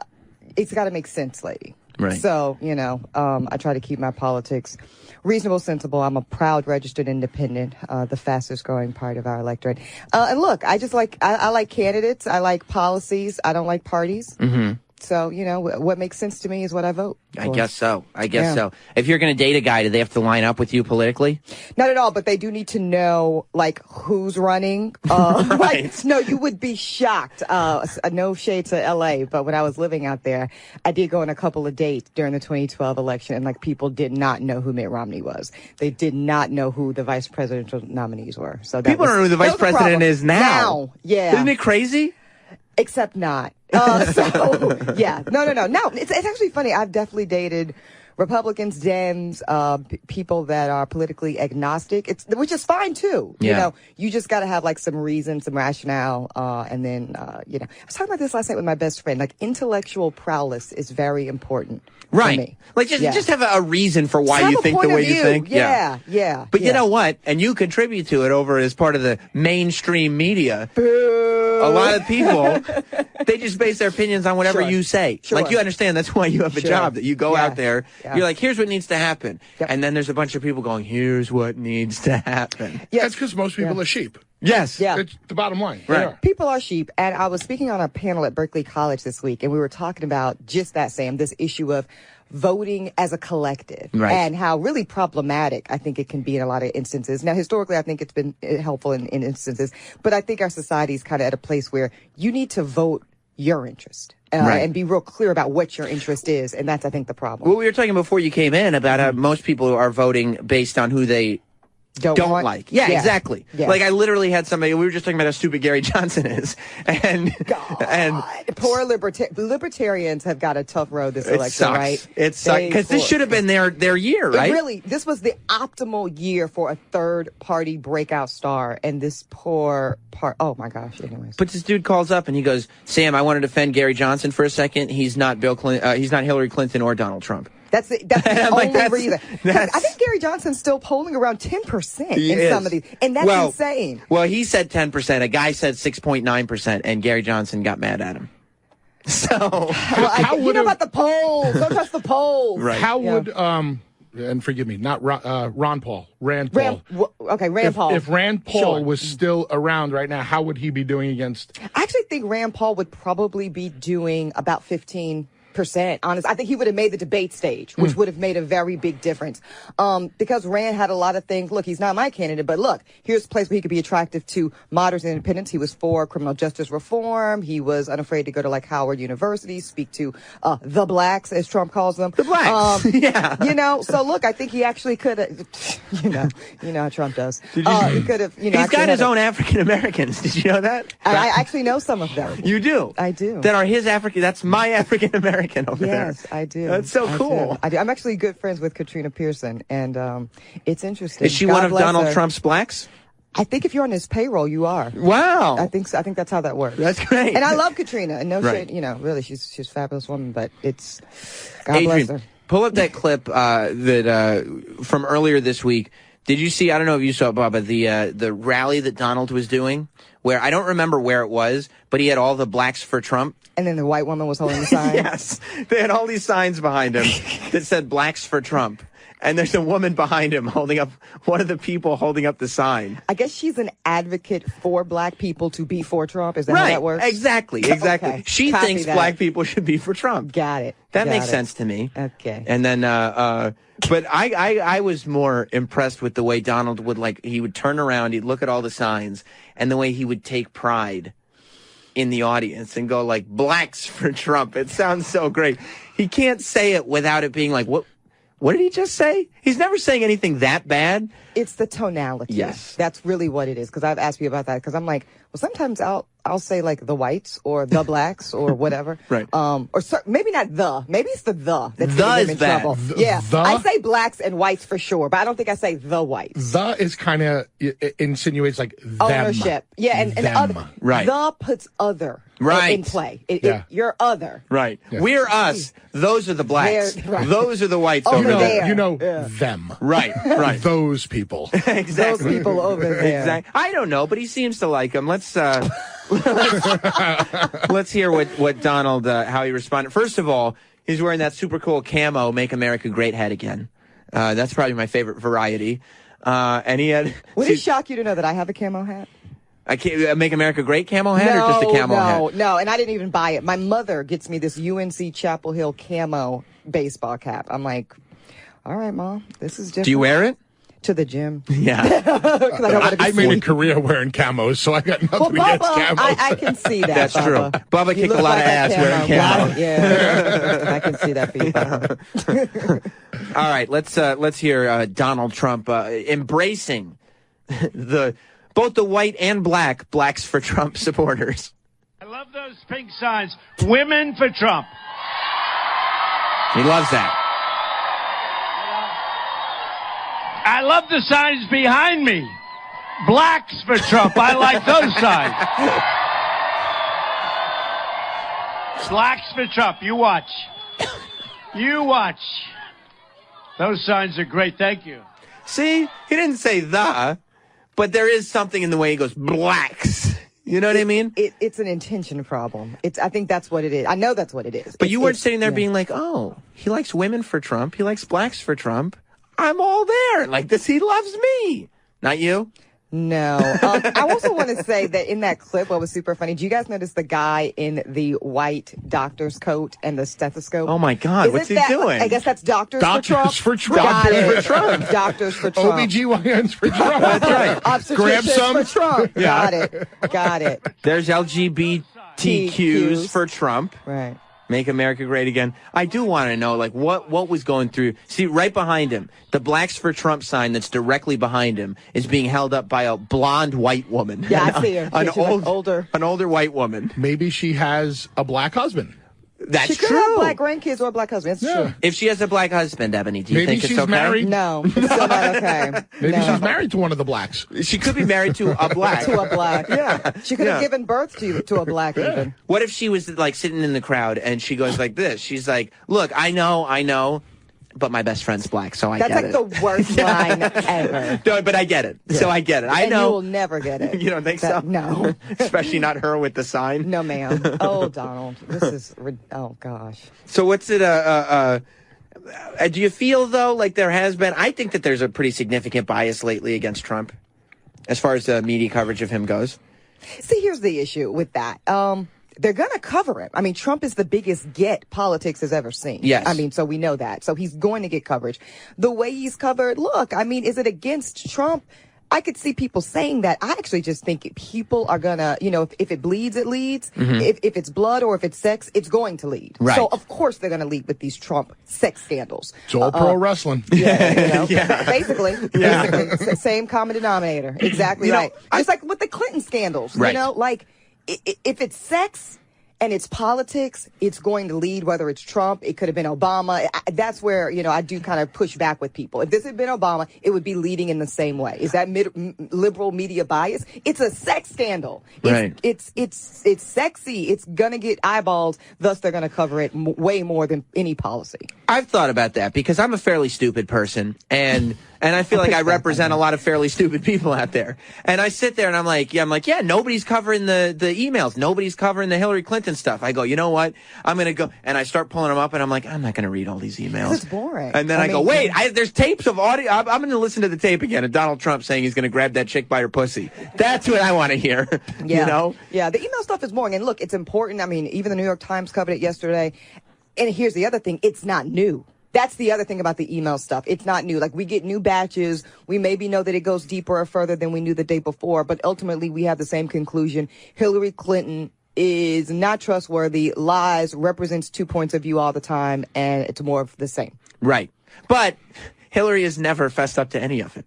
Ever. Well, even close. Why would she? Like, you know, I heard that she should just apologize. Not at this point. You know how this works? Yeah, that's not how this thing works. Deny, and then when you get caught red-handed, deny some more. Exactly. Right. She's got 11 days left. She's like, Yes. I've been lying for a long time. You don't think I can lie for another 11 days? For 30 years, I'm going to keep this train pushing. Yeah. So, I mean, I think that has a lot to do with it. Although, I mean, I do think that there is some... In the beginning, there was a bias against Trump, and then I think they warmed up to him, the media. You mean in the primary? Do you feel like he was attacked by the media and the Trump? When they thought he wasn't going to win. Well, obviously, I was laughing about that the other day. Do you guys remember when the Huffington Post said that they weren't going to cover Trump in the politics section? Right, yeah. And that they were only going to cover him in entertainment? I was like... He was like, okay, yikes, all right. Guess that didn't work out too well. All right, don't cover me then. Look what happens. At the end of the day, it's TV, and you need ratings. And Trump gets you the biggest ratings, and that's it. So the media, no matter who it is, can say, we hate him, we despise him, we don't want him to be our next president, but we're going to put him on at 8 o'clock prime time. It's the best thing for political coverage in terms of business that American politics has ever seen. I mean, it was a gift. Well, it was so in that regard. Yeah, it was so funny when people were like, I don't understand. Why is Hillary Clinton spending so much money and Donald Trump isn't spending any money? And it's because Donald Trump's going on every show and delivering ratings. Yeah, for free. You being in the politics game, what is your opinion, assessment on the whole Trump having 20,000 people at every one of his rallies and Hillary having 20?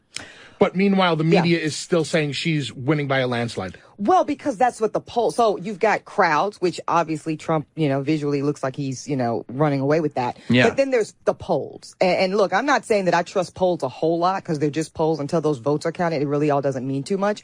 But when people are called and they do these, polls and stuff, more people are saying they will support Hillary. So in the polls, she's looking stronger. Yeah. But I think that there's also a very strong likelihood of people. You're not supposed to say that you like Trump. Right. And that's you know what I mean? The closet Trump supporter effect is being talked about. But here's a good one, Bubba. Look at the Democratic primary. Look at Bernie Sanders' crowds versus Hillary's crowds. If you were going by crowds, Bernie Sanders should have ran away with that thing. That shit was rigged too. Right. But we know what happened. I mean, yeah, she stole that one too. So I agree with what you said. I think it's not cool to say that you like Trump. Nobody wants to be shunned by their friends or other people around them going, oh, how could you like him? But once that curtain closes behind you and it's just you and that button or you and that lever, I think more people are going to vote for him than is expected. Well, I've been saying nobody should be conclusive at this point. I know what the numbers look like. Trump had a dismal last 2 weeks limping into this election. But anything can happen. Anything could happen. I mean, it's been the craziest thing you've ever seen. Like, for anybody to be like, here's the way it's going to go. You're out of your mind. Crazy. You're out of your mind. Be a complete idiot. Yeah. This is not a crystal ball election. You know who my favorite third-party candidate is right now? Joe Exotic. Have you heard about Joe Exotic? That name scares me. Well, he might be a candidate, Ebony, that you're interested in. Because tell me more. It's tough. See, there he is. There he is? You'll be able to see him on the monitor when we pull it up there. Joe Exotic. I'll tell you something about. Well, you know what? I'll let you. He looks like an indie wrestler. He does. He does. I'm going to let Joe Exotic introduce himself, and you tell me, Ebony, if you think this is the man for you. Okay, let me know. I'm Joe Exotic, and today this is not going out to any kind of a presidential candidate or any politician. Because the purpose of this video today By the way, is to let you know who. He's hanging out with lions. That's cool. Hence exotic. Yeah. Got it. There's a tiger over there. There's a lion. That's cool, isn't it? Yes. Yeah, see? Bubba's already convinced. As a guy who likes animals, it's cool to hang out. I would rescue those kitties. Right. That's a big Tupperware. Rescue Who I am. kitties. First, It's actually Bubba actually rescues stray cats. You put your mind in the gutter, and I actually rescue cats. It's Trump's fault. It's Trump's fault. See, now Kitty, Right. my mind goes to a different place now. Well, this you know, is the that- forever Trump effect. You're not a good Christian woman, Ebony. God is my friend. Bubba's How right, serious though. he is. That happened, though. Donald Trump has redefined the way women think of locker room talk. Absolutely. I'm looking at every dude hella sideways now. Yeah. Like, what'd you just say? Rescue the kitty. What? Bubba? You seem like a nice guy. I am. I actually go and rescue kitties. No, you seem like the biggest, sweetheart. I love it. But let me tell you. Don't push your luck, Toots. Is this the 80s? Let me tell you something. In the late 90s, early 2000s, Bubba was rescuing a whole different kind of kitty. But that's neither here nor there, Ebony. So really what you're affirming, Sam, is that I was right. Well, I'm a good boy. Let's go back to Joe Exotic. Not a good boy, the best boy, Joe Exotic. who I am. First thing is, I am not cutting my hair. I'm not changing the way I dress. I refuse to wear a suit. I am gay. I've had 2 boyfriends most of my life. I currently got legally married. Thank God. It's finally legal in America. Yeah. I've had some kinky sex. I have tried drugs through the younger years of my life. I am broke as shit. I have a judgment against me from some bitch down there in Florida. But I can tell you, I paid a fine with the USJ, and that is nothing but a civil fine, ladies and gentlemen. That does not mean that I was accused or convicted of any kind of animal cruelty. By the way, I love that he says "ladies and gentlemen" because he's got this, in his head, he's got this perceived massive audience. Of course. Before he's gone viral or anything, he's like, "Ladies and gentlemen, that is nothing more than a civil suit." To be clear. It's great. Built one of the biggest facilities and the nicest facilities for exotic animals in this country as far as a private individual goes. I'm Joe Exotic, and don't forget, I am now stepping my foot in the ring to run for president. And this is all paid for by the committee of Joe Exotic Speaks for America. See? Okay, so let me tell you the first problem. He speaks for America. Okay, let's look at this headshot, guys. I thought he was a prisoner. That looks like a prison jumpsuit. Well, it's an orange shirt. Okay, there is. I mean, that's where my mind went with that. So I'm wondering about Joe's. There is something to it, but he's got a cool bleach blonde mullet, but the sides of his head have not been bleached. And also had a dream catcher around his neck. That's so I cool. guess he's Native American. Well, he probably isn't. He probably just embraces the culture. Got like He's probably just 2%. participating in culture. He's got a little bit of Cherokee and Blackfoot in him. One thing you don't know about Joe Exotic, I am 3.5% Cherokee. Wow. See? That He's a country mullet music is artist. Off the hook. Oh, my goodness. He's smooth. And let me tell you something. You want somebody that's going to stand for their convictions, right? He's not going to change the way he dresses. He's not going to cut his hair. No. He's going to hang out. He's going to keep dating dudes.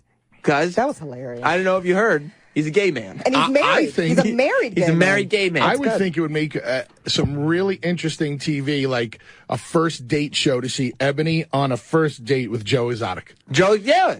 Would you do that? Would you go on one date with Joe Exotic? If I was available, I mean, under this scenario, sure. Why not? You know what? I'm going to tell you exactly. Yes, I would. You would date Joe Exotic. I would go on a first date. Right. I mean, I don't know if we're walking down an He aisle. would be able to charm you. I'm into going on first dates because you never know. Right. Because you never know. Even with Joe Exotic, you never know. You never know. This guy could be the next president of the country. No, it's true. You never know. So. And he'd be sitting there on his first date. Ebony, I've done some drugs. Not anymore, but I did them. In my older years. Yeah. I love that. He'd tell you about the bitch in Florida that's filed a civil suit against him. And I would be like, I don't care about that. It's just worth the piece of paper it's on. I'm a lawyer. I understand these things. You get that. You get that. Yeah. No judgment here. Judgment-free zone. Nice. Yeah, let's listen. Is this his music video that you found? It's I Saw a Tiger by Joe Exotic. That sounds like a great song. Right? Let's take a look. This could be our next president. Look, it's a little tiger cub. Joe Exotic. And by the way, this is from 2013. He's been Joe Exotic for 3 years now, at least. He's got leather pants on. Those boots were nice, though. Yeah. Wait a minute. You got to press pause for a second. Okay, so in the first 5 seconds of the video, yes, he's frolicking and saving tigers. Yeah. And then he wants to shoot other animals. Which is he the hunter or is he against the hunter? He's against or for? I think he's against, and the hunter is going after the tiger. But you're right to point it out, Bubba, because I don't know why Joe Exotic, who's got a pronounced handlebar mustache, would find a hunter with a handlebar mustache. Like maybe he's attracted to him. Maybe that's his husband. That's probably what it is. And he's got like one of those Liberace things where he's trying to get his husband to look exactly like him. Yep. Well, a lot of people. Oh, yeah, exactly. But I think most of us date people that we kind of see ourselves in. Have you noticed that? I don't see any of me in Velvet. Yeah. I only don't look at me for 3 seconds. I only see a little bit of me and my wife, and that happens about twice a week. And you have... you guys are such bad boys. But, I didn't say it, he did. But no. I think that guys like Bubba and myself that have found themselves in a position that maybe we could date out of our league in another position. Sure, absolutely. Are not looking for people that remind us of ourselves physically in any way, shape, or form. Copy that. And to be fair, Bubba, I've seen Velvet Sky. Doesn't strike me as a Dudley. Doesn't. No. I don't see it. Not at all. Does your man that you're dating, does he look like you? No, not at all. But he was against type. I think before, like if you line them up, it's like because that's how it is in pageants, right? Like the judging panel has to be diverse because most judges are going to crown a girl that reminds them of themselves in some way. Well, I'll tell you why that is, Ebony. It's because you're a hot chick. And so you're gonna look for somebody who's like a good looking like pretty man. You know what I mean? For people that maybe don't have that going for us, we're not looking for mirrors. Jay, like blue eyes, like something like aesthetically that you feel connected to. Not really. Not really. No. The gambit?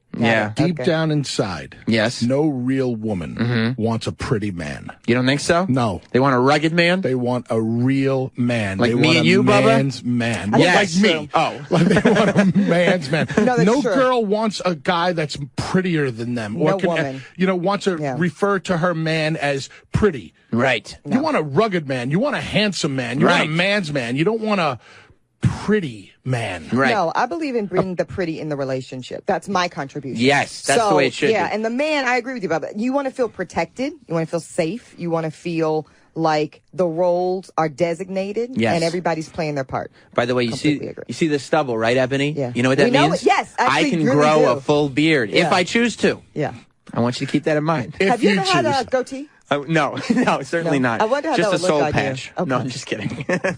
Yeah, but gods. just know, I can grow a full beard, okay? And that makes me a hell of a man, doesn't it, Bubba? Absolutely. Yes. Absolutely. It's your choice. Yeah. It's all about choice. Well, you know, beards, as I'm looking at Bubba's beautiful full-grown beard right now, beards, they represent stability and long-term commitment to women. This was a study. We talked about this on Red Eye, actually. Really? Yeah. And I think it's true. I think there's something that it's like an anchor. The beard acts as an anchor for us. What if I don't get my hair cut that often? Is that the same thing? No, that's just disheveled and lazy. Okay. All right. And it makes me feel like you can't provide for me. And you know what? The whole beard thing. That's probably right. The whole beard thing came back, I guess, within the past 10 years. Yeah. Yes. Because, I mean, if you go back and you look at wrestling back from early 2000, nobody had facial hair. But now everybody does. Hulk had the mustache. He had the He Joe had Exotic. Joe Exotic. I think Joe Exotic stole it from the Hulkster. Right. I'm not sure that was ever really in style, though. No. It wasn't. I think it was a Hulkster thing. It was in Charlotte. But now you see a lot of guys with facial hair, but like what I have, I think. Groomed. Correct. It's very manicured. When I see. It's not too manicured. Why are you fighting your femininity? No. Don't ever say my name in femininity and feminine. I can't even say the word. He's already talked about saving cats. Now he's talking about having a very neatly manicured. 20 years of credibility crushed in one show. Oh, I'm seeing the sensitive side of you. No. There's a table here. You know, we can. He's broken furniture. You know, but these guys that have these beards that are just disheveled and just growing out, and they're not kept. I don't think women want to look at that. What about that? That just looks dirty. Yeah, because I don't know what's in that, literally. Yeah. So that's not what's going to come out of that. That's not it's stability. Kind of like the hair on your head, only on somebody else's chin. Okay, well, I thought mine was kind of groomed and manicured, but not as much. It's more groomed and manicured than I've ever seen. Probably with your new success in radio. You got some new curl product? This is my Hollywood product, yeah. I like it. It's very akin to like a natural black woman. I like it. Thank you. Yeah, Thank you very much. Very good. I call it my Wanda Sykes.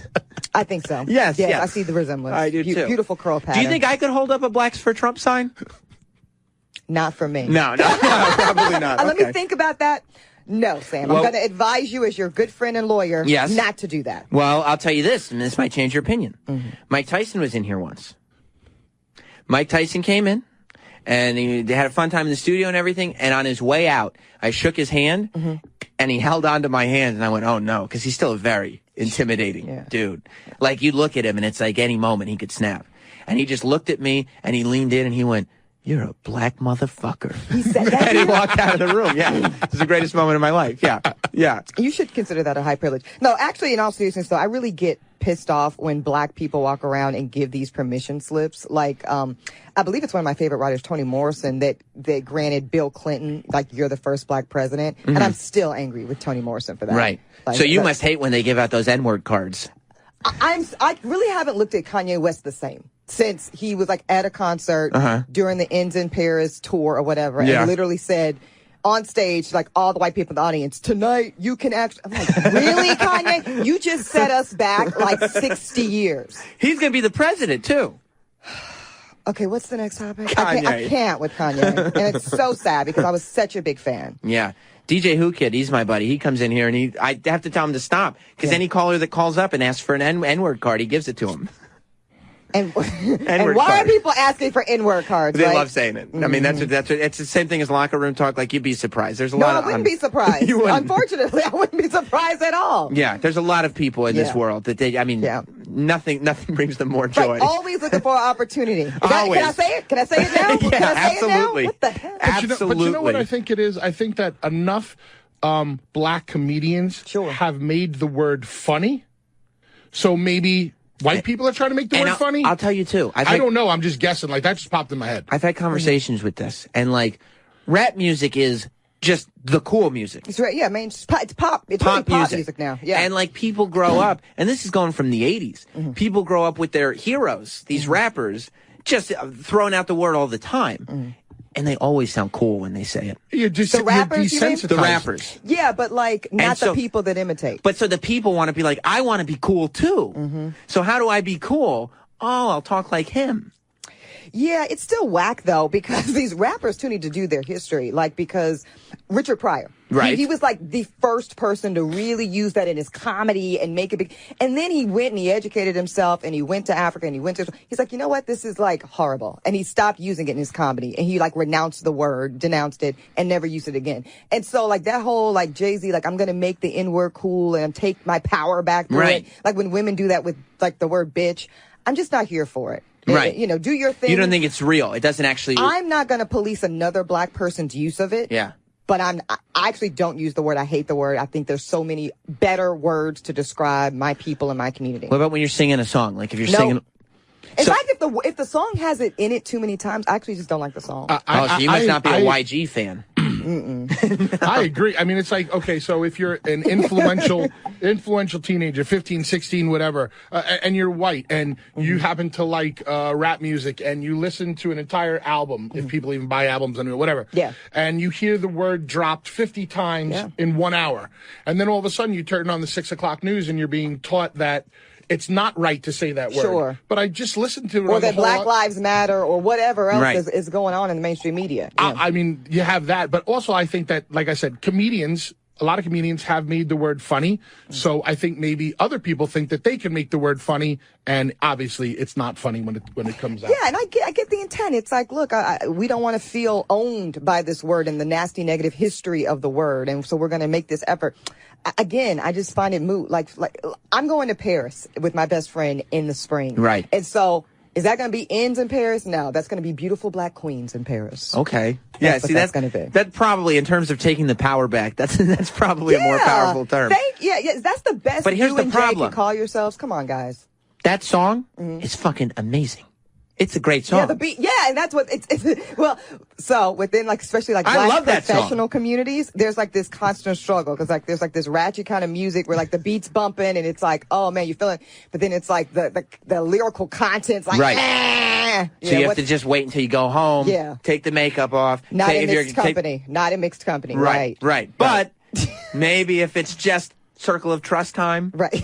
Maybe we'll sing along. Yeah. But the question is, Sam, are you in the circle of trust? I'm trying to get there. Got it. Mainly you're because in Mike Tyson's circle of trust. That's Clearly. what I'm trying to. Yeah. I'm trying to get into the circle of trust. Got it. For one reason, so I can hear you use the N-word. That's all I want. That's all I want out of life. You know Sherrod Smalls, right? He's always trying to get me to use it. Oh, that's like his goal in life. Eb, say it. You know you want to say it. Sherrod's ridiculous. See, my brother's black, so I'm in the circle. That's right, Devon. You really do have a black brother? Yeah, black half brother. We have the same father and different mothers. Awesome. He's also got a Native American brother. He's also got. He's got. So your father was busy. I like Right. it. Yeah. The Dudley father was very, very busy. Our dad, he used to wrestle back in the 60s and 70s, and he would travel to all the different territories. Is that his brother? That's his brother Devon. That's my brother Devon. Love this. I love this. That's it. Yeah, that's it. And our dad used to travel around, and like he'd be in different cities every night. He would, different lady Does friends. Devon let you say it? I don't use the word. Good for you. No. I knew no. I like this guy. No, there's no reason. I really don't think there's any reason to use it. So many other fantastic. But it's also helpful because you're like you listen to metal music.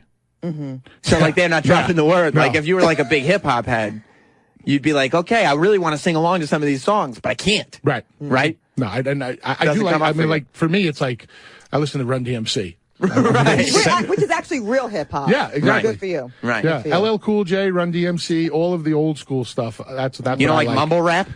Who? I'm like who? Well, it's the new genre. Oh, I don't. Rappers that mumble rap. You know what I mean? Not for you either, huh? No, I love real hip hop. I mean, it's What's real hip hop? like we talking about Run DMC, that stuff. Even Most Def is great, like really smart, really thoughtful. Kendrick Lamar? Kendrick Lamar's fantastic. J. Cole even. I see. Yeah. So music that says something. Yeah, because that was the point. That's how it all originated in the Bronx, 70s, 80s. It's storytelling, it's poetry, it's expression. I went to see Kanye West at Madison Square Garden. Mm-hmm. I saw Did Jesse Waters stop you on the street? Yeah, he's there. Looking for white people just like you, Sam, to be on Waters World.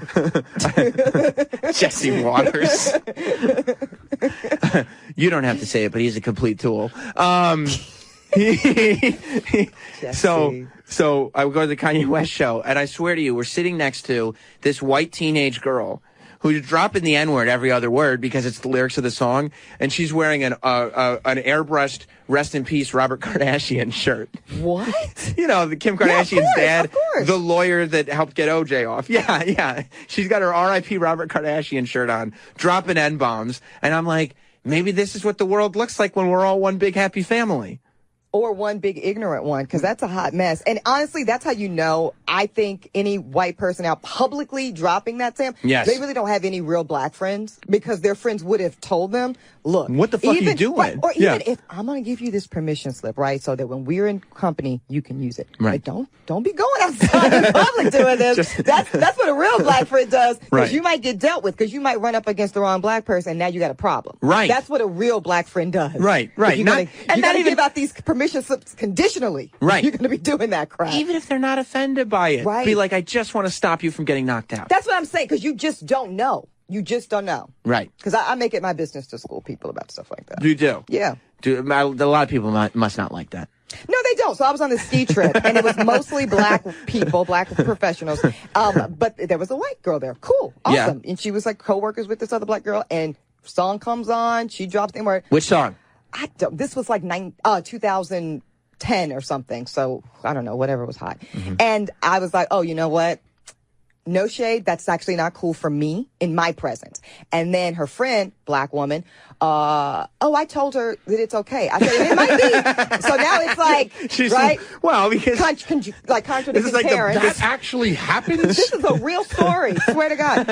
This was in Big Bear in LA. So I say, so listen, girl, woman, you can give her that permission in your presence, but I'm telling you, when I'm here, I'm uncomfortable with that. I don't want to hear her say the damn word. Right. Period. That's it, and we're cool. And so we agreed on that for the weekend. I don't know which is worse. Yeah, you dropping this had to be litigated, basically, and then turning around to another black woman and saying, "Oh no, it's okay. I gave her permission." Literally, that honestly, happened. I think the woman who was like, "No, I gave her permission." I think she's worse because I could see. I'm not justifying it. Mm-hmm. But there are certainly people who aren't black, white people, Asian people, whoever they are, who would drop an N-bomb Sure. Without even because honestly, well, there's white people don't know anymore no. what the rules are. No, it's impossible to know. They change all the time. So I could see somebody being like, okay, I think it's okay if it's in music. And then you're like, just so you know, it's not okay. My girl that works at Cosmo Magazine had to school one of her coworkers the other day. She was telling a story, and then she said the word, as a quote. And so my friend's like, she went home. Can't even quote it? Can't quote it. Shit. So my friend goes home, has a debriefing with her black husband. Yeah. My friend's black, husband's black. Husband was like, nah, that ain't cool. You gotta pull a card on that. So she goes back to work the next day and is like, listen, like very diplomatically, like all HR approved. So listen, yesterday you told a story, you used the N-word, and you said it. And she's like, yeah, I was quoting the story. Yeah. My friend's like, so that's actually not okay. Oh. And the girl was really upset. Would you like upset, like embarrassed, or upset, like I'm going to fight for my no, right to use that N-word? Thank God. Because there are people. Yeah, that fight for it, which makes me very nervous. No, this girl was really like embarrassed. And it's like, I didn't know. And I get that. And that's where, the black community, I feel like we're like two parents that like undermine each other in front of the kid. It would be nice if we could all adopt a similar policy. Right. That's a very good way to put it about two different parents. Yeah. I'm not very, you just said that white America's confused on whether we can use the word or not. You're not confused. I don't agree with that. I don't think it should be used. Mm-hmm. I'm confused when it comes to black and African American. That's the one that really confuses me. I like black. That's my choice, but I'm not offended with you calling me if you call me an African American. That's fine. It's like just don't call me an N-word or colored. But a lot of people not good anymore. No, not okay, good. all right, Take good to that know. off your list, then. Let me write that down. I actually find myself like if I'm talking, I'm gonna say. If I was to say, excuse me, did anybody see that black guy that was here? I will consciously say to myself, hey, did anybody see the African-American guy that was here? Like, I consciously have to think about that so I don't offend somebody. Yeah. I'm not consciously thinking about an N-bomb because I know I'm not going to say it. That's not in your vernacular. Yeah. But look, I don't think most black people I know are offended by black. I like black. I'm going to tell you why. It's more inclusive. Right. Because black includes black Cubans, black people of Hispanic descent, black people of Haitians. Right. They're black. I dated a girl whose mom was from Barbados, and her dad. I knew you were gonna say Barbados. Yeah, I knew it. Yeah, and her dad was from the Bahamas. Yep. She hated African Americans because they're not. Because she's like, I'm not African. They're not African American. Yeah. They're of black descent. Black is what she liked, and so that's what inclusive. I did. All right, we should take a break because Tom Segura is here. Ebony, you sticking around, right? Of course. Bubba's sticking around. And Tom Segura is coming in here. Maybe we'll talk to him about whether or not he's a white man. So he's going to let us know whether or not we can say the N-word. I love the bowing to white authority. Thank you for that, Sam. Perfect. Perfect. We'll be right back with Tom Segura after this. We'll be back with more Jim Norton and Sam Roberts. And now, Jim Norton and Sam Roberts return.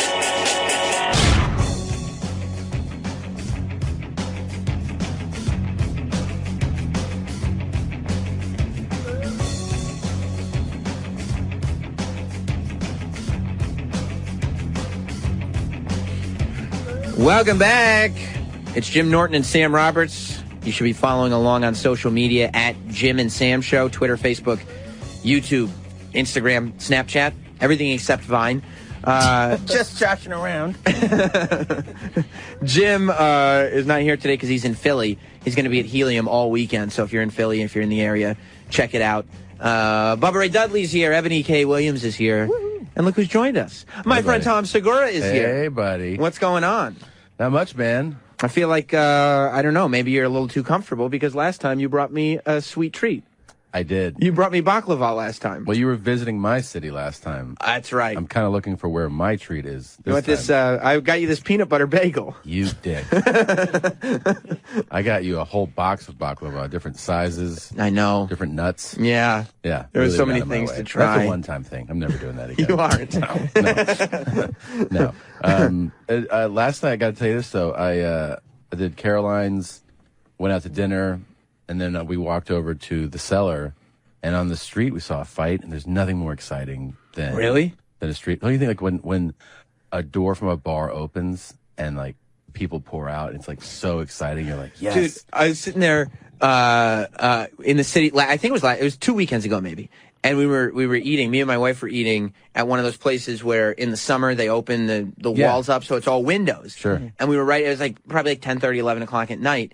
And through the window I could see that one of the bars had opened up and just these two drunk white guys just like yelling at each other like, "Aah!" And I'm not listening to a word that Jess was saying. Yeah. Because I'm like, what the fuck's going to happen here? This is amazing. It's so exciting. Yeah, and I started thinking about, like, what happens if they fall through the glass and they come in the restaurant and they're on top of us? Dude, there's nothing more exciting. This is the anticipation of, like, where's this going to go? Yeah. So we were like, we saw them pour out on the street, and the guy's like, no, Ivan, no. And then, another dude shoves him against the wall, and then more people come out, and then it gets more violent. There's, like, some blows being thrown and, like, grabbing, and then all of a sudden... I'm with Matt Fulshron, and he goes, hey, you know who's breaking that up right now? And there's a guy facing away. It's a black guy. He goes, that's Cuba Gooding Jr. And I go like, no, I go like, yeah. Well, I thought it was just a bad joke. And I go, okay, yeah. And like you just saw a black guy. Yeah, he's like, hey, look, it's Cuba Gooding Jr. It's a bad joke. And, and then he turns around and it is Cuba Gooding Jr. And I was What? like, oh wow, That's awesome. this is fantastic. So it just it just elevated the fight scenario. Yeah. And then they all went back inside.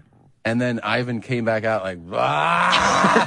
And then Cuba Gooding Jr. came back out again and broke it up again. So is Ivan Cuba's friend?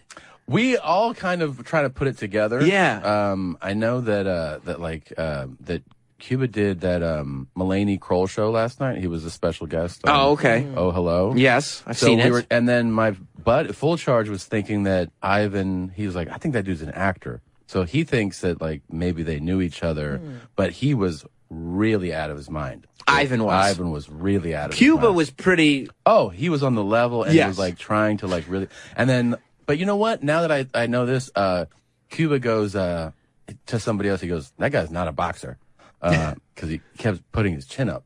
So he was saying it about somebody you don't know. He goes, that guy, which kind of implies that he doesn't know. He doesn't know him, right? So maybe he was just being the good. Because if Ivan's his friend, he knows he's not a boxer. Exactly, and he wouldn't refer to him that way. If you're friends with a boxer, you know that they're a boxer. Yeah, you'd be like, oh, my friend, he boxes all the time. yeah. Let me tell you, you don't want to fuck with this guy. Yeah. He's a boxer. That dude will light you up. Yeah, exactly. He's all trained with his hands and everything. Yeah. So maybe Cuba was just having a drink. Yeah. And then all of a sudden this fight broke out and he was like, I need to... Ivan, trampled an old guy. It was terrible, man. And then we were like, I got to get out of here. You left? Well... They all kind of poured in. Ivan went the other way, and then he tried to go back in the bar. And then somebody else got him out. And then at least 12 NYPD pulled up. And then as I walked by, I go, Cuba Gooding Jr. can confirm everything, man. And then we walked away.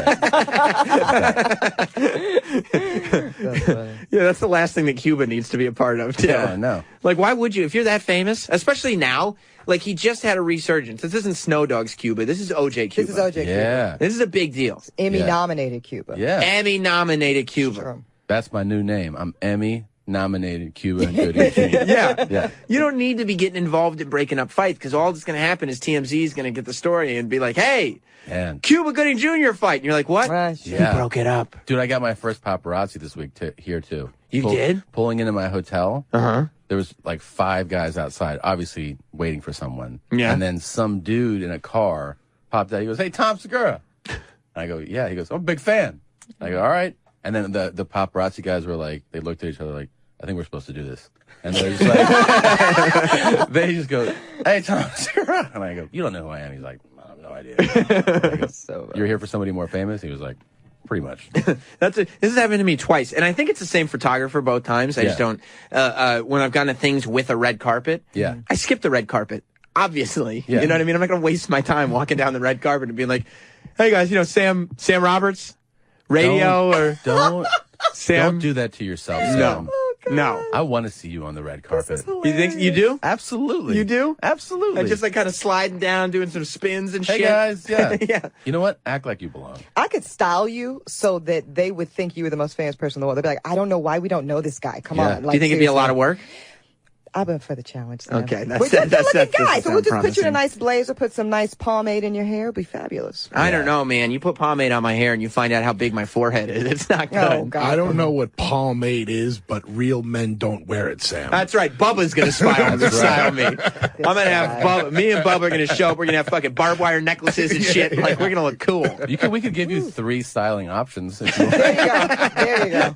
Yeah. That'd be a great reality show if it was like America's Next Top Model or whatever. Styling Sam. But you 3 were my stylists. Styling Sam Roberts. Sam. Like you were like Tom's like, hey, I was thinking this funny suit with all these stripes on it and shit. I'd just strip you down. You would, naked. Strip you down, naked. Like, Ebony would make you pretty. Just I a would. sock. I'm pretty powerful. Right. You'd be just like my book. Yes. Tom would be like, here's what these two don't understand. Yeah, You're that's a perfect the way you You're are. laughing at my damn book. This guy. I'm laughing at the cheap plug. Well, I mean, it's true. I read a whole book about how to style yourself to success. I would make you pretty powerful, available in paperback. Right. Check it out at Amazon.com, available for pre-sale. It's a style What were book. you guys saying? If you're going to shop on Amazon, you might as well go to yourmomshousepodcast.com and click through the Amazon banner. I love it. Yeah. If you want to buy Damn Ebony's right. book, use my Amazon link. This is a one big happy family here, Bubba. But so one guy who's like a fan of the show, was like, oh, prototype Sam Roberts. So I was like, hey, what's up? And he's like, can I take a picture on the carpet? I was like, I guess. And like I went in through the exit, like I'm not walking this thing. So I was like, hey man, what are you doing here, man? Hand on your chest. That guy wants to take my picture. But that's what happened. Like immediately, all the other photog, they started putting up their photos, but then you see them, and they all just start whispering to each other and writing down. And I'm like, what's his name? Yeah, exactly. yeah. They're What's all the writing show? down my name. But that still works. They'll go through their memory card or whatever, and be like, I don't know who that's a picture of. Why that guy's here. Oh yeah. They're just not up to. They're not up to date. That's all. Happened to me yesterday here. I did Unmasked here with Bennington yesterday, and they were like giving a tour to somebody, and then my picture was on this thing, and I saw the guy go, "Who's that?" And the lady reads the sign. She goes, that's Tom Segura. And he just goes, shrugs, like, oh, no. Man. Tom Segura? Yeah. Okay. Feels right. Yeah, you're like, okay, I thought I was going to do this career retrospective interview. Maybe we're not there yet. Maybe not yet. I was not there yet. I did morning radio one time to promote a TNA show while I was there, and I had no business being on this morning show. This was a predominantly, if not all, African-American hip-hop station. Right. I'm on live morning radio, and they have no clue, and I have no clue. And the guy comes on and he goes, yeah, Hot 97 Jams. We're here in the morning with Jay-Z, and we got Run DMC. We got all these guys. I'm the mailman, and we're coming at you. And in the studio right now, I'm here with my main man. Go ahead and tell him your name. That's hilarious. That's when you just sulk into your seat. And I was just like, Bully Ray. Because as a person, like, you don't want to think they will just say yes to any guest. They don't need to know who they are. They're going to do no research. Just if you're a person who will come in studio and eat up some of their airtime, like, why do they have a show? It was one of the it was really funny. Yeah, it definitely was. Man, I love this dude, man. Hey, go ahead, man. That was pretty good. I'm here with my main man. Go ahead and tell your name. Tell him your name. Speak on it. But in the wrestling world, that's the worst of it all, because like the highs and lows. Like, at least in, like, I feel like in comedy, you have it a little bit maybe on Fox News because the fans are so kind of crazy. But in, like, pro wrestling. In a good way. Yeah. Loyal, I mean. Yeah, Not no, crazy. and I mean, they really, like, the legit, like, they are about that life. I tell you, all the people who know me from Red Eye, when I tweeted out that you were coming on the show, they're like, oh my God! Yeah, I love the fans, because they are no joke. Like, they are consistent as hell, and it's that family mantra they got going on over there, like, it's very real. Yeah. They take it real serious. The Fox News fans watch only Fox News, and everybody that's a regular over there, they just love them. Love them. But for pro wrestlers, it's like, either you have this one audience that, like, you're God. Yes. Like, you are the biggest celebrity they could ever possibly meet. You're everything to them. And then this other audience that's like, I don't know anything about that wrestling thing. Yeah. So you're like, I don't know what I'm walking into. Either somebody that's going to do like a Chris Farley SNL interview where it's a bunch of stupid wrestling questions, or somebody that's never heard of me, or pray to God something in the middle. I'm really thankful that for the most part in my career, people that I spoke to knew who that they were speaking to, knew it was me. But I've had one or two times where, like, morning TV or radio, and they're just like, all right, who are you and what are you here to promote? Right. And that's when you just turn around and punch the On publicist in the face. Yeah, that's trash. I gotta say, I think that's trash because we've all been in instances where we've interviewed people you don't know prior to, right? Mm-hmm. And that's what your research is for. That's what you Right. go to a website, read a Twitter bio. Come on, Man. like that's just lazy. Yeah, but Come on. it's so hard to like type it in. And yeah, that's the worst when they go like, I don't know anything about you. Like, you couldn't even do like a quick, just like Google search, like read the wiki line and just be like, I heard you were born in April. Start with something, man. Raining on your birthday ever? Man, like, come on, dude. Start with something. Like, you know how insulted I feel like Tom would be if he had come in here and I didn't know that he was poly and bi? Right now, like, that's how he identifies himself. Okay. Yeah, man. You know, like, you gotta know your shit. I'm poly, I'm bi, I'm non-binary. That's so cool, man. Yeah, man. That's so 2016, dude. It's what, don't assume my pronoun. That's my main thing, you know? Oh, and so did you just get offended when I called you dude just now? Yeah. Quite a bit. That sucks. Yeah. It's we were just having a conversation with Ebony about people who have trouble figuring out when to use the N-word. Because that's still a thing. I mean, it's not hard. I know exactly when to drop it. You do? No, it was a joke. Sam, really? Because I was about to say, when? What's the magic time? Yeah. But I would imagine, I mean, being poly and bi and non-binary. And the N-word, all together. And also the N-word. Yep. Like, that's hilarious. Yeah. Like, you've got to deal with that all the time. I do, man. It's quite a struggle to be all those things in one. Yeah. But, like you said, I'm the 2016 model, man. Right. This is 3.0. Exactly, and that's what's important. What is the proper time? There is none. Oh, okay. No, there isn't the one. conclusion is there's not one. Yeah, I didn't realize. For anyone. I kept coming up with scenarios. I said singing along with songs. I said, no, there's none. No. It's like, oh. This is when white people can? White people. Oh, okay, okay. Yeah. Black people, I think that what we got was we don't police individuals each other. can do whatever they want to do. Yeah. I got you. But we don't like it when black people give out permission slips to non-black people. Oh, That's, yeah. You see that quite a cool. bit. Yeah. There's some of that. Yeah. And then there's also the, because I remember even years ago when I was in school, in college, like New York Puerto Rican dudes who were not black at all would drop it constantly. And I'd be like, I guess you gave yourself permission. Yeah. It sounds very natural coming from you. So I guess Asian guys are doing it a lot too. Really? A lot, like the thugged out Asian dudes. Yeah. Oh, they love because they're like, well, I'm not white, so I can say it. Yeah, yeah. And it's like that's not. It wasn't just non-whites. It was so exciting. Yeah, exactly. Who's gonna get in trouble? Yeah. Where's Cuba getting Junior? Cuba, who can say it, man? That's what I would ask Cuba. Okay, that's very interesting. Yeah. I was getting some feedback on Twitter when I found out that you were coming in about the story about Halloween costumes. Every year people are talking about Halloween costumes. My favorite thing this year is that nobody will allow anybody to dress up as clowns. Have you been reading all the clown news stories? I mean, I see, it's one of those, you ever see blurbs repeatedly, like a headline, and you go like, I get everything without clicking it. Right, got it all. That's like, it's like, I see like, more clowns are alarming people, and I'm like, I understand. Yeah. I haven't done the research to find out the details. But right. I feel like I get it. It's like every week there's an article about clowns. Yeah. That are scaring people, I guess. None of them have committed any actual crimes. None of them are doing anything. But it's gotten to the point where, like, a lot of colleges not allowing people to dress up as clowns. That's so weird. A lot of stores have stopped selling clown outfits until after Halloween. What? Yeah. It's called the pussification of a nation. Right.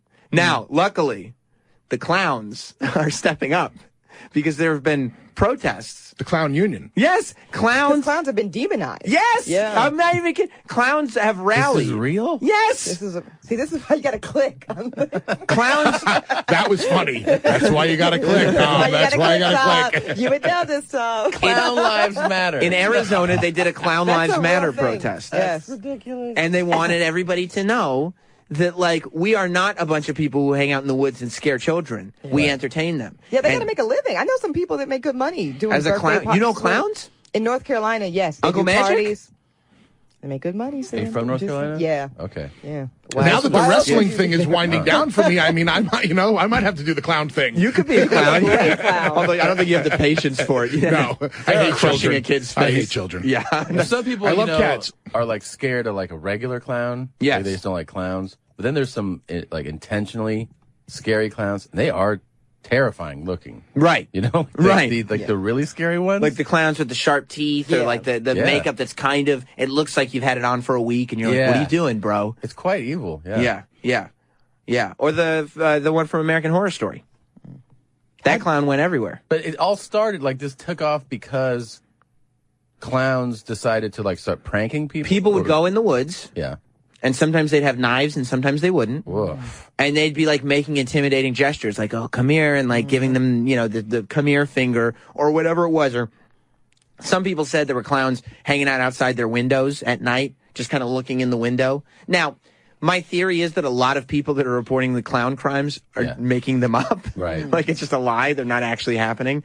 But there are some people that dress up as clowns and hang out in the woods. But either way, the fact that it's become this like epidemic, they're not doing anything. Right. None of them are doing anything. I wish there was a story about one doing it to Bubba, and he just beats them with their shoe, with their oversized shoe. I would love for that to happen. Yeah, You would. Yeah. I would love to be talking about that story right now. How you're like, I'm facing 15 years. I heard some crazy, this is probably just a rumor, that it was some elaborate scheme that some movie producer or Rob Zombie had thought up. Oh, to right. Like some place viral, like, yeah. So people would see all these crazy clowns and they're going to release some crazy clown movie in a month. I mean, that's probably not true. It could be, though. Yeah, it could be. You're right. It'd be good marketing. I mean, but I wouldn't give it, you know what? We're probably giving people, marketers, way too much credit. Way too much credit for something that's like as nationwide as all this. But some of those scary clowns, like those are the kind of images, like right before you're about to go to bed, you go to shut the TV off and then you see it and you're like, oh, why did I have to see that? Yeah. It's like watching The Exorcist before you go to bed. Yeah. They did, one of the counties, the cops put out a PSA that was kind of like, oh, just cops being fun cops, but serious too, about clowns, an anti-clown PSA. I feel bad for clowns. on, like, dude. yeah, that's not cool. You do man. feel bad for Yeah, clowns? I feel like they're being demonized. I think they're getting really a tough rap. There's know no what I more say? marginalized group in our country right now Than clowns. man. You're right. Yeah. You're right. Clearly. I mean, clowns historically, lie. all they've had to deal with, you know, man. and the way they're portrayed in They film. haven't gotten a fair shake since Stephen King's It, and that's just what it is. That's right. I mean, women can vote, you know? Yeah, I know what you mean. I know what you mean. It's actually a great We've point. come a long way. Yeah.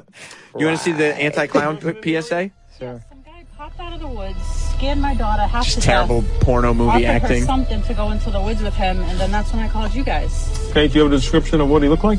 Yeah, he's wearing blue overalls and a green shirt. Okay, well, don't worry. I'm going to locate him and see what he's Look up at to. in the background, the little girl is crying Multiple camera angles. as her too. mom is holding her. Yeah. There's a camera in the car. There's a camera Smooth outside the second car. setup, guys. Oh boy, cop car is pulling up to the Hey, forest. you the clown that was scaring the kids back there? Maybe I was, maybe I wasn't. What are you gonna do about it? There you go. Whoa, this clown's got balls on him. What you gonna do about it? Huh? Tough guy. Huh? It's a scary What? clown. By Very yourself? scary. He's got teeth. Oh, but look at this. Oh, I get it. Get it? Clown It's like car. it's Ha, ha, you ha, picked ha, up ha. on that quick, I'm Eboni. quick, Sam. Yeah. I ain't go to law school for nothing. There's police coming out of the car like it's a clown car, but it's cops. You know. So stupid. What a total waste of time. This is hilarious. It's not what I'm going to do. It's what we're going to do. Oh. Wow. There's a clown with his Chief hand. Zala that the Dartmouth Police Department is taking a zero-tolerance stance on the recent clown craze plaguing the nation. Please keep in mind that Plaguing disturbing the one's nation. peace, Plaguing. trespassing, and enticing of a child are arrestable offenses, and that anyone who partakes in this senseless and potentially dangerous behavior may be subject to arrest under Massachusetts general laws. Who knew that? There was a zero tolerance clown policy because it's plaguing the nation.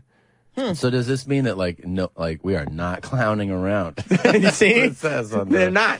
Yeah. This mean if somebody dresses up as a clown for Halloween, they're going to fucking jail. What about a well-meaning That is not clown? what it means, It's Sam. zero tolerance. No, it means if you dress up as a clown and you try to entice children or plague the What, by community. being like, Happy Halloween, here's some candy? Or doing that finger thing you did. That looks super This creepy. thing? Yeah, don't Yeah. do that to me. Get I arrested. think it means if you're dressed up as a clown, you're going to fucking jail. Yeah. And that, don't you, Tom? Yes. Thank you. Especially in Dartmouth County. Yeah, in Dartmouth County, it's zero tolerance on You're clowns. really rolling the dice in Dartmouth County. They're not going to give you an extra shot, I think. No, I don't think so. I think if you put just some like that black tape under your eyes, they might be like, kind of looks like you're clowning around. Right. You're I don't going even to think I jail. could pass with my haircut.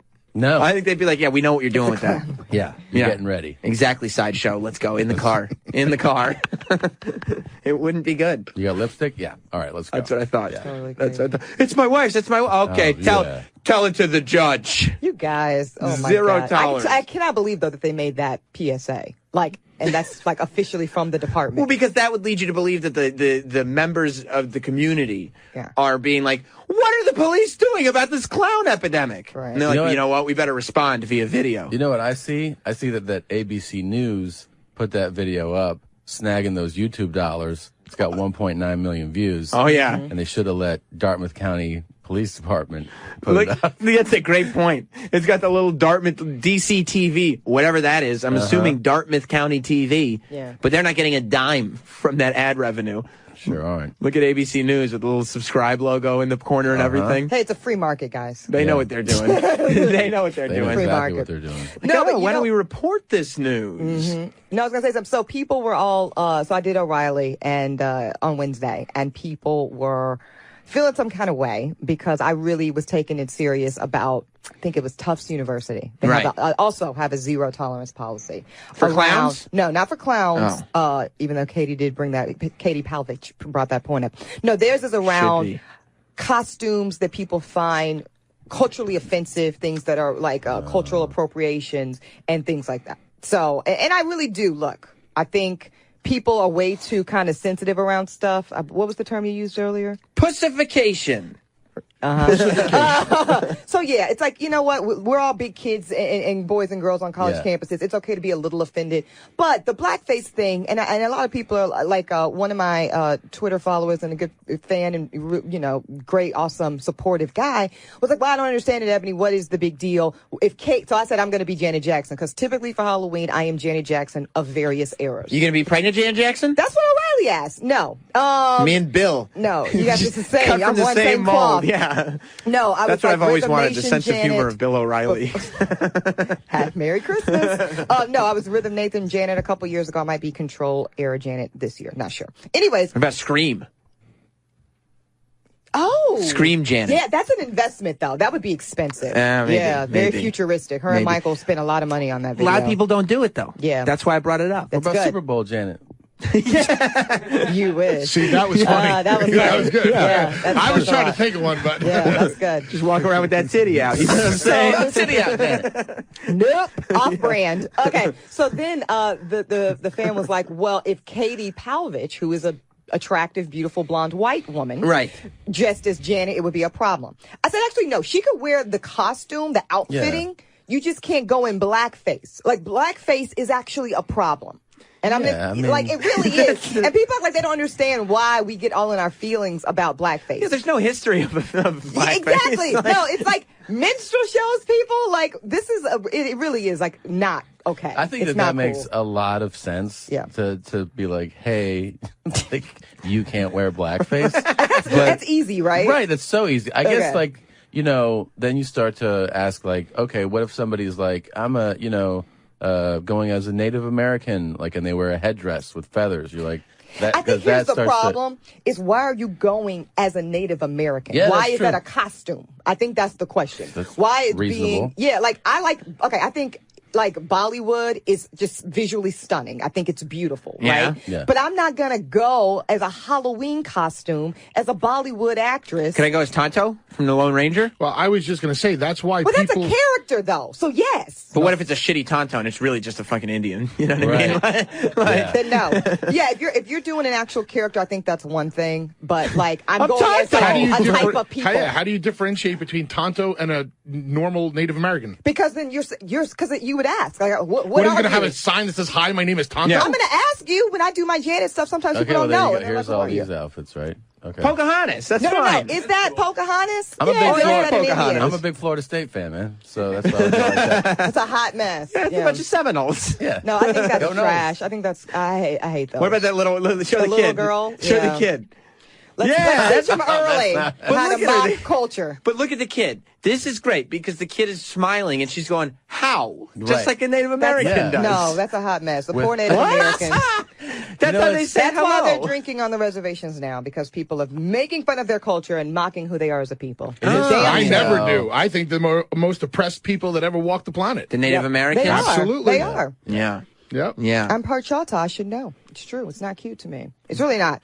And like Julianne Hough was drugged over the internet a few years ago when she went as Crazy Eyes from Orange is the New Black. Oh, yeah, she wore blackface. And that's not okay. She would have been fine with the Bantu knots and the prison outfit and Yeah. just a sign that says, you can be white. Here's the thing, be white and proud. Oh, right. You know what I'm saying? Just Yeah, be a yeah, white girl, Crazy Eyes. It's okay. You didn't have to do the blackface, girl. Right, you know, it's interesting because, you know, when you really, like, break it down, you're like, but the character's black, and you're like, but she left her hair blonde. Yeah. Right, Like, but you're still white. Just be white, Crazy The Eyes. only thing that's just so. I think she just likes tan crazy eyes. Yeah. No, that's blackface. Oh, okay. She was like, maybe Right. if it's just Yeah. bronzer, it's not really blackface. Right. She's wearing like foundation, literally, guys, that's darker than mine. Yeah. Literally. Girl, stop. It's just the insane thing is that somebody would just do that now. Yeah, this was 2 years ago. Yeah, like or especially, last year, maybe like your even. lack of awareness, Right. You know, like, even if you don't agree with it, just be Right. like, this is going to be perceived And again, poorly. who is around you? Because you know she didn't do that herself. An artist did that. Well, of Someone course, went she's and not- did that for her. Yeah. And was like, girl, you look great. Go out into the public. Again, where are your black Yeah. friends or friends, period? But don't you think there is a that, problem? that's what look. Okay, that's Look like at shoe that. polish. What is that? That's What is that? You can't do that. That is straight off of a minstrel show. And that's Yeah. what I'm saying. Bill was trying to argue me up and down. Miss Williams, no one's doing that. Bill, get on damn Instagram. Yes, they are. Who needs what? Oh my god. Yeah, this is real. I mean, they are. They're literally throwing like, oh, it's our black person party where everybody Yeah. shows up in like baggy pants and blackface and, and like, gold chains. You see it and every year. Every damn year. Did you say a menstrual show? Yeah, minstrel show. That's like so. That's like Not 1920s. menstrual.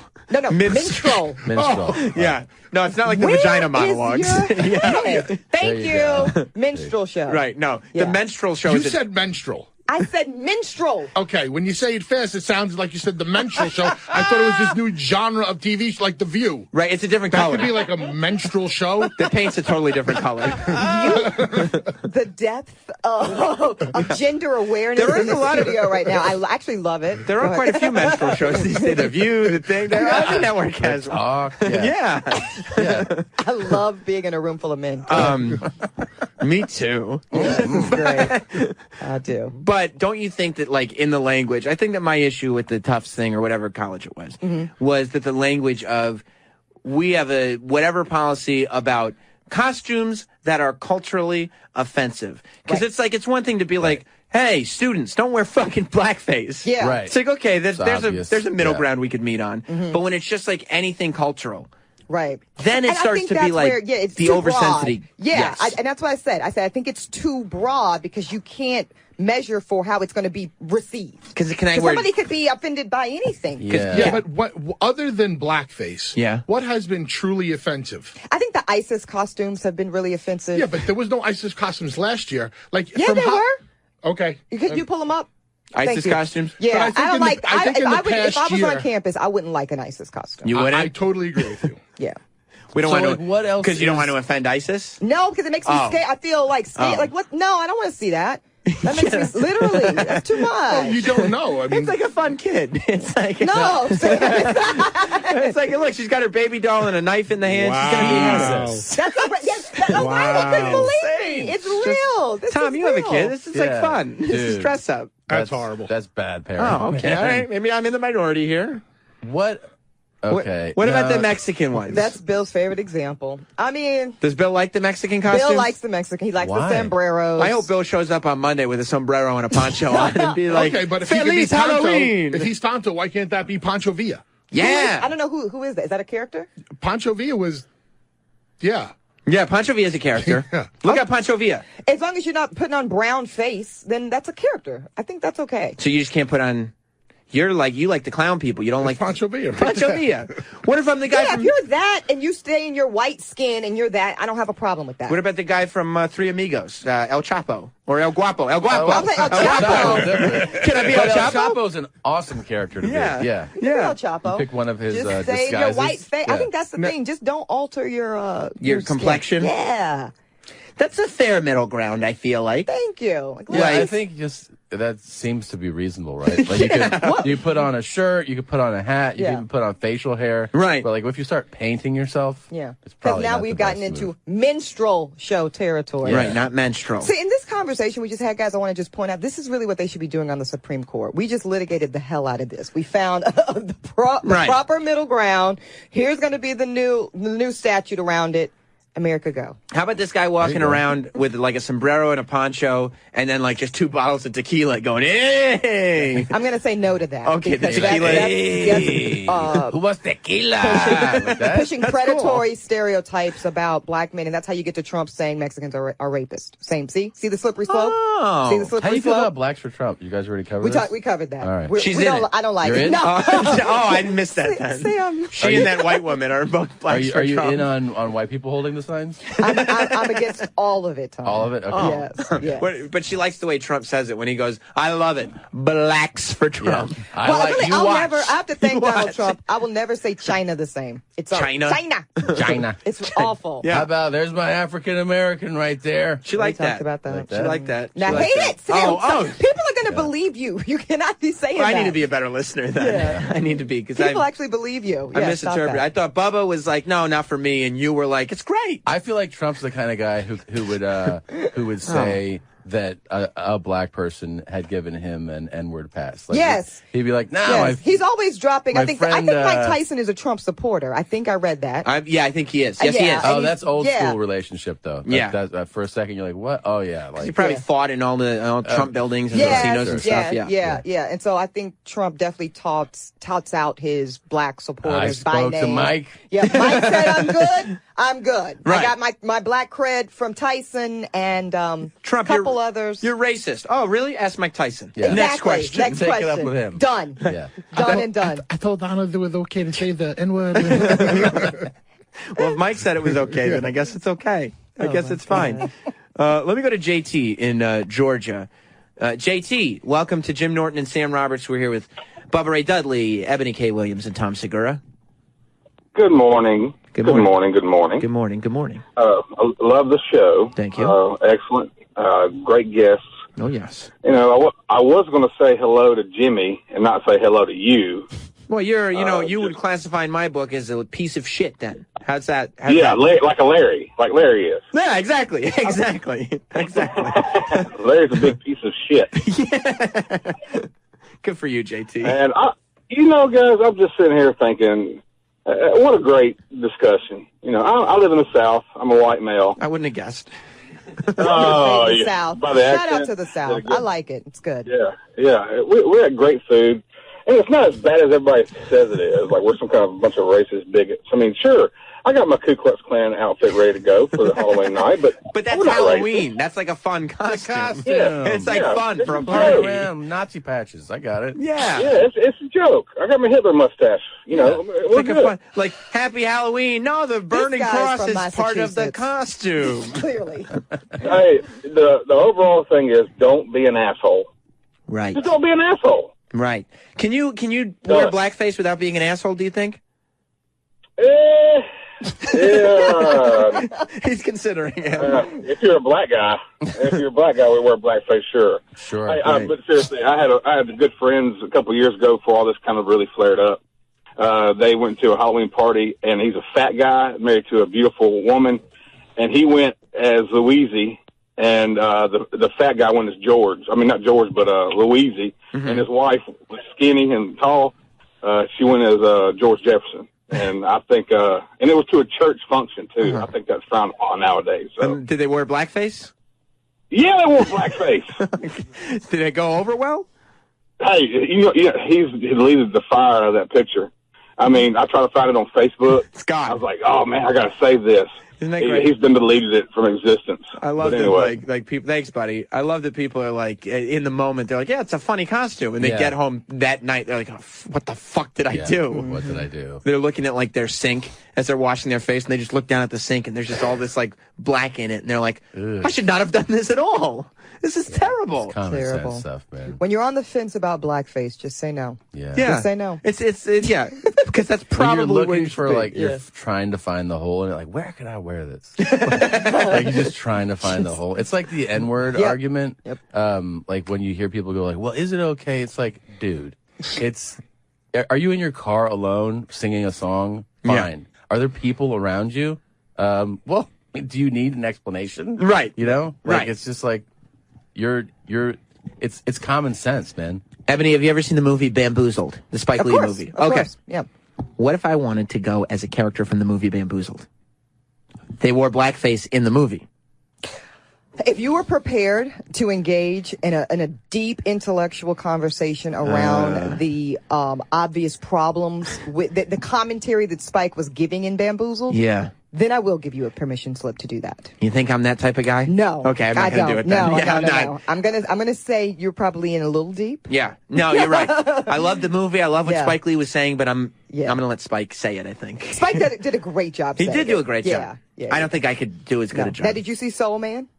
The movie, nobody saw it. Oh, yeah, with the old movie. Yeah, the old movie. With Thomas Howell, is that his Yeah. name? God, you're good for remembering that. Yeah. Oh, yeah. C. Thomas Howell. I love that movie. Yeah, so that was, Yes, I remember that movie. He got in a lot of... movie. He got in a lot of trouble. It was very controversial. Spike Lee took a serious issue with it, along with, I think, the NAACP and stuff. I actually remember watching the movie as a kid and thinking it was funny and cute, but as an adult, you are like kind of WTF. I only remember seeing it as a kid. Yeah. And I still remember there's like a scene where they go play like pickup basketball, and they pick him first. They pick They're him like, first, and "You're he first." sucks. Yeah. But Like, he's actually white. Yeah. Wasn't the joke that he shouldn't have been doing that, so it's kind of okay? You know what I mean? It was trying to actually give a real commentary of like, wow, this is the discrimination actual black people experience when they have to walk through life. And like this silly white guy like finds out the hard way. But it's also like really taking light of because it's really a commentary on affirmative action. That's what this movie's about. It's because he puts on blackface because he gets into Harvard Law, but no scholarship. Right. So he puts on blackface to get the scholarship money, ends up taking the scholarship from his very beautiful black girlfriend. Right. And then he feels like ish about it. Right. Yeah. Now, what about the classic example that everybody brings up, which is Robert Downey Jr. in Tropic Thunder? I refuse to see that movie. You haven't seen it? No, Really? I refuse to see it. It was because of it was that? at a time in my life where I just couldn't deal You with it didn't need anymore. it. Yeah. You didn't. No. Now, I'll tell you, he plays a character who is inappropriately wearing blackface. Right. The whole film, right? Yes. Yeah. That's what I heard. Yes. So there is a context for it that it might pass the test. Sure. It's just like, are we really about to have that conversation? But he's also like, I mean, within the film, he is playing an actor who is basically goes like the actor in the story is an actor who goes over the top to commit to his characters. So and it's like the whole thing is like, what the fuck are you doing? Yeah, man? everyone's like, what are you doing? So it's like it's not like it's not like a little sideshow, like, haha, look at me, I'm acting like this. Right. It's more like, Yeah. I think as a trained actress myself a little bit, like just do Uta Hagen method. Like just be in it. Like you can act black. You don't have to physically manifest as black to step into the character of blackness. Right. Well, they also, if you're really also good. within the film, there is commentary around and jokes this. about like, about why didn't we hire an actual black actor? Like, so it is part of it's not like that's ignored. You know, Yeah, they're like, I'll give the film that much credit because I haven't seen it. That they address the critical concerns. But I just was going through something in my life at the time I couldn't deal. Okay. What's the Uda Hawken? She lost me on that too. Yeah, is that like Minstrel? I think it is similar. It's the same thing. That's what I thought. What is that? That's what I The thought. Uda Hagen method. It's method acting. Oh, method basically. acting. Yeah, Okay. where you just like you become the character. But You don't mentally. mentally. In your You head. don't need props and all that crap. Right. Yeah, you just do it. Right. Yeah. Well, listen, guys, we're out of time. What? That's the show, man. Dude. That's the show. Well, after you drop Uda Hagen, I mean, where do you go from there? Exactly. I just had to pull the plug. Tom Segura is at Caroline's this weekend. So I definitely recommend checking him out. If there's tickets left, you should get them. You can go to TomSegura.com, at Tom Segura. And, of course, his podcast, Your Mom's House, is available on iTunes and at yourmomshouse.com. Yourmomshousepodcast.com. Your Mom's House Podcast. Thank you, Sam. Of course. I got a big tour coming up, so it's all on sale at TomSegura.com. And you should come back and visit us next week when we're in L.A. Yeah. Because Jim was bummed that he wasn't going to be here to hang out. Yeah, it'd be fun, man. So, yeah, definitely do. Ebony K. Williams, you have a book I do. on Amazon. That's so funny. I found that out today. Book is on Amazon. Pretty powerful. That'll be at the top of the year. I will be on Fox News next week. As usual, Fox, the O'Reilly Factor on Wednesday, co-hosting Outnumbered one of the days next week. And, Varney Dobbs, all that good stuff. And Ebony K. Williams on Twitter. Yes. Thank Ebony you with an I. Thank you. This was super for fun, making your guys. big Jim Norton and Sam Roberts show debut. How'd I do, Sam? Fabulously. Great. Fabulously. And Bubba, there's cats that need saving. Yeah, I got nothing. So you're going to save I'm some retired cats. and going to save some cats. Yeah. Are you going to wrestle again? Yeah. Okay. So we'll ask the question that all the wrestling fans want to know. In TNA, Bubba played a character named Bully Ray. Mm-hmm. Everybody loved Bully Ray. He had sick calves, and he was the world champion. Right. Is Bully Ray, you think, going to come to WWE? There might. Who knows? Probably, definitely, maybe, without a doubt. Oh, look at that. Look at that. I'll knock your ass out. Remember the Alamo. Remember the Alamo. Wait a minute. That's where the Royal Rumble's taking place. There you go. And there you have it. Well, Bubba, you'll be back. I got nothing to plug. I'm cool. All right, good. We'll have you back on the show soon. Ebony, you'll be back, and you'll all be back. We'll follow along. Congrats on the new time and new slot and everything, awesome. man. Oh, thank you very, very much. Yeah, good for you, man. Thanks, guys, for being here. Follow us on Jim and Sam Show all over social media, and go see Jim at the Helium in Philly this weekend.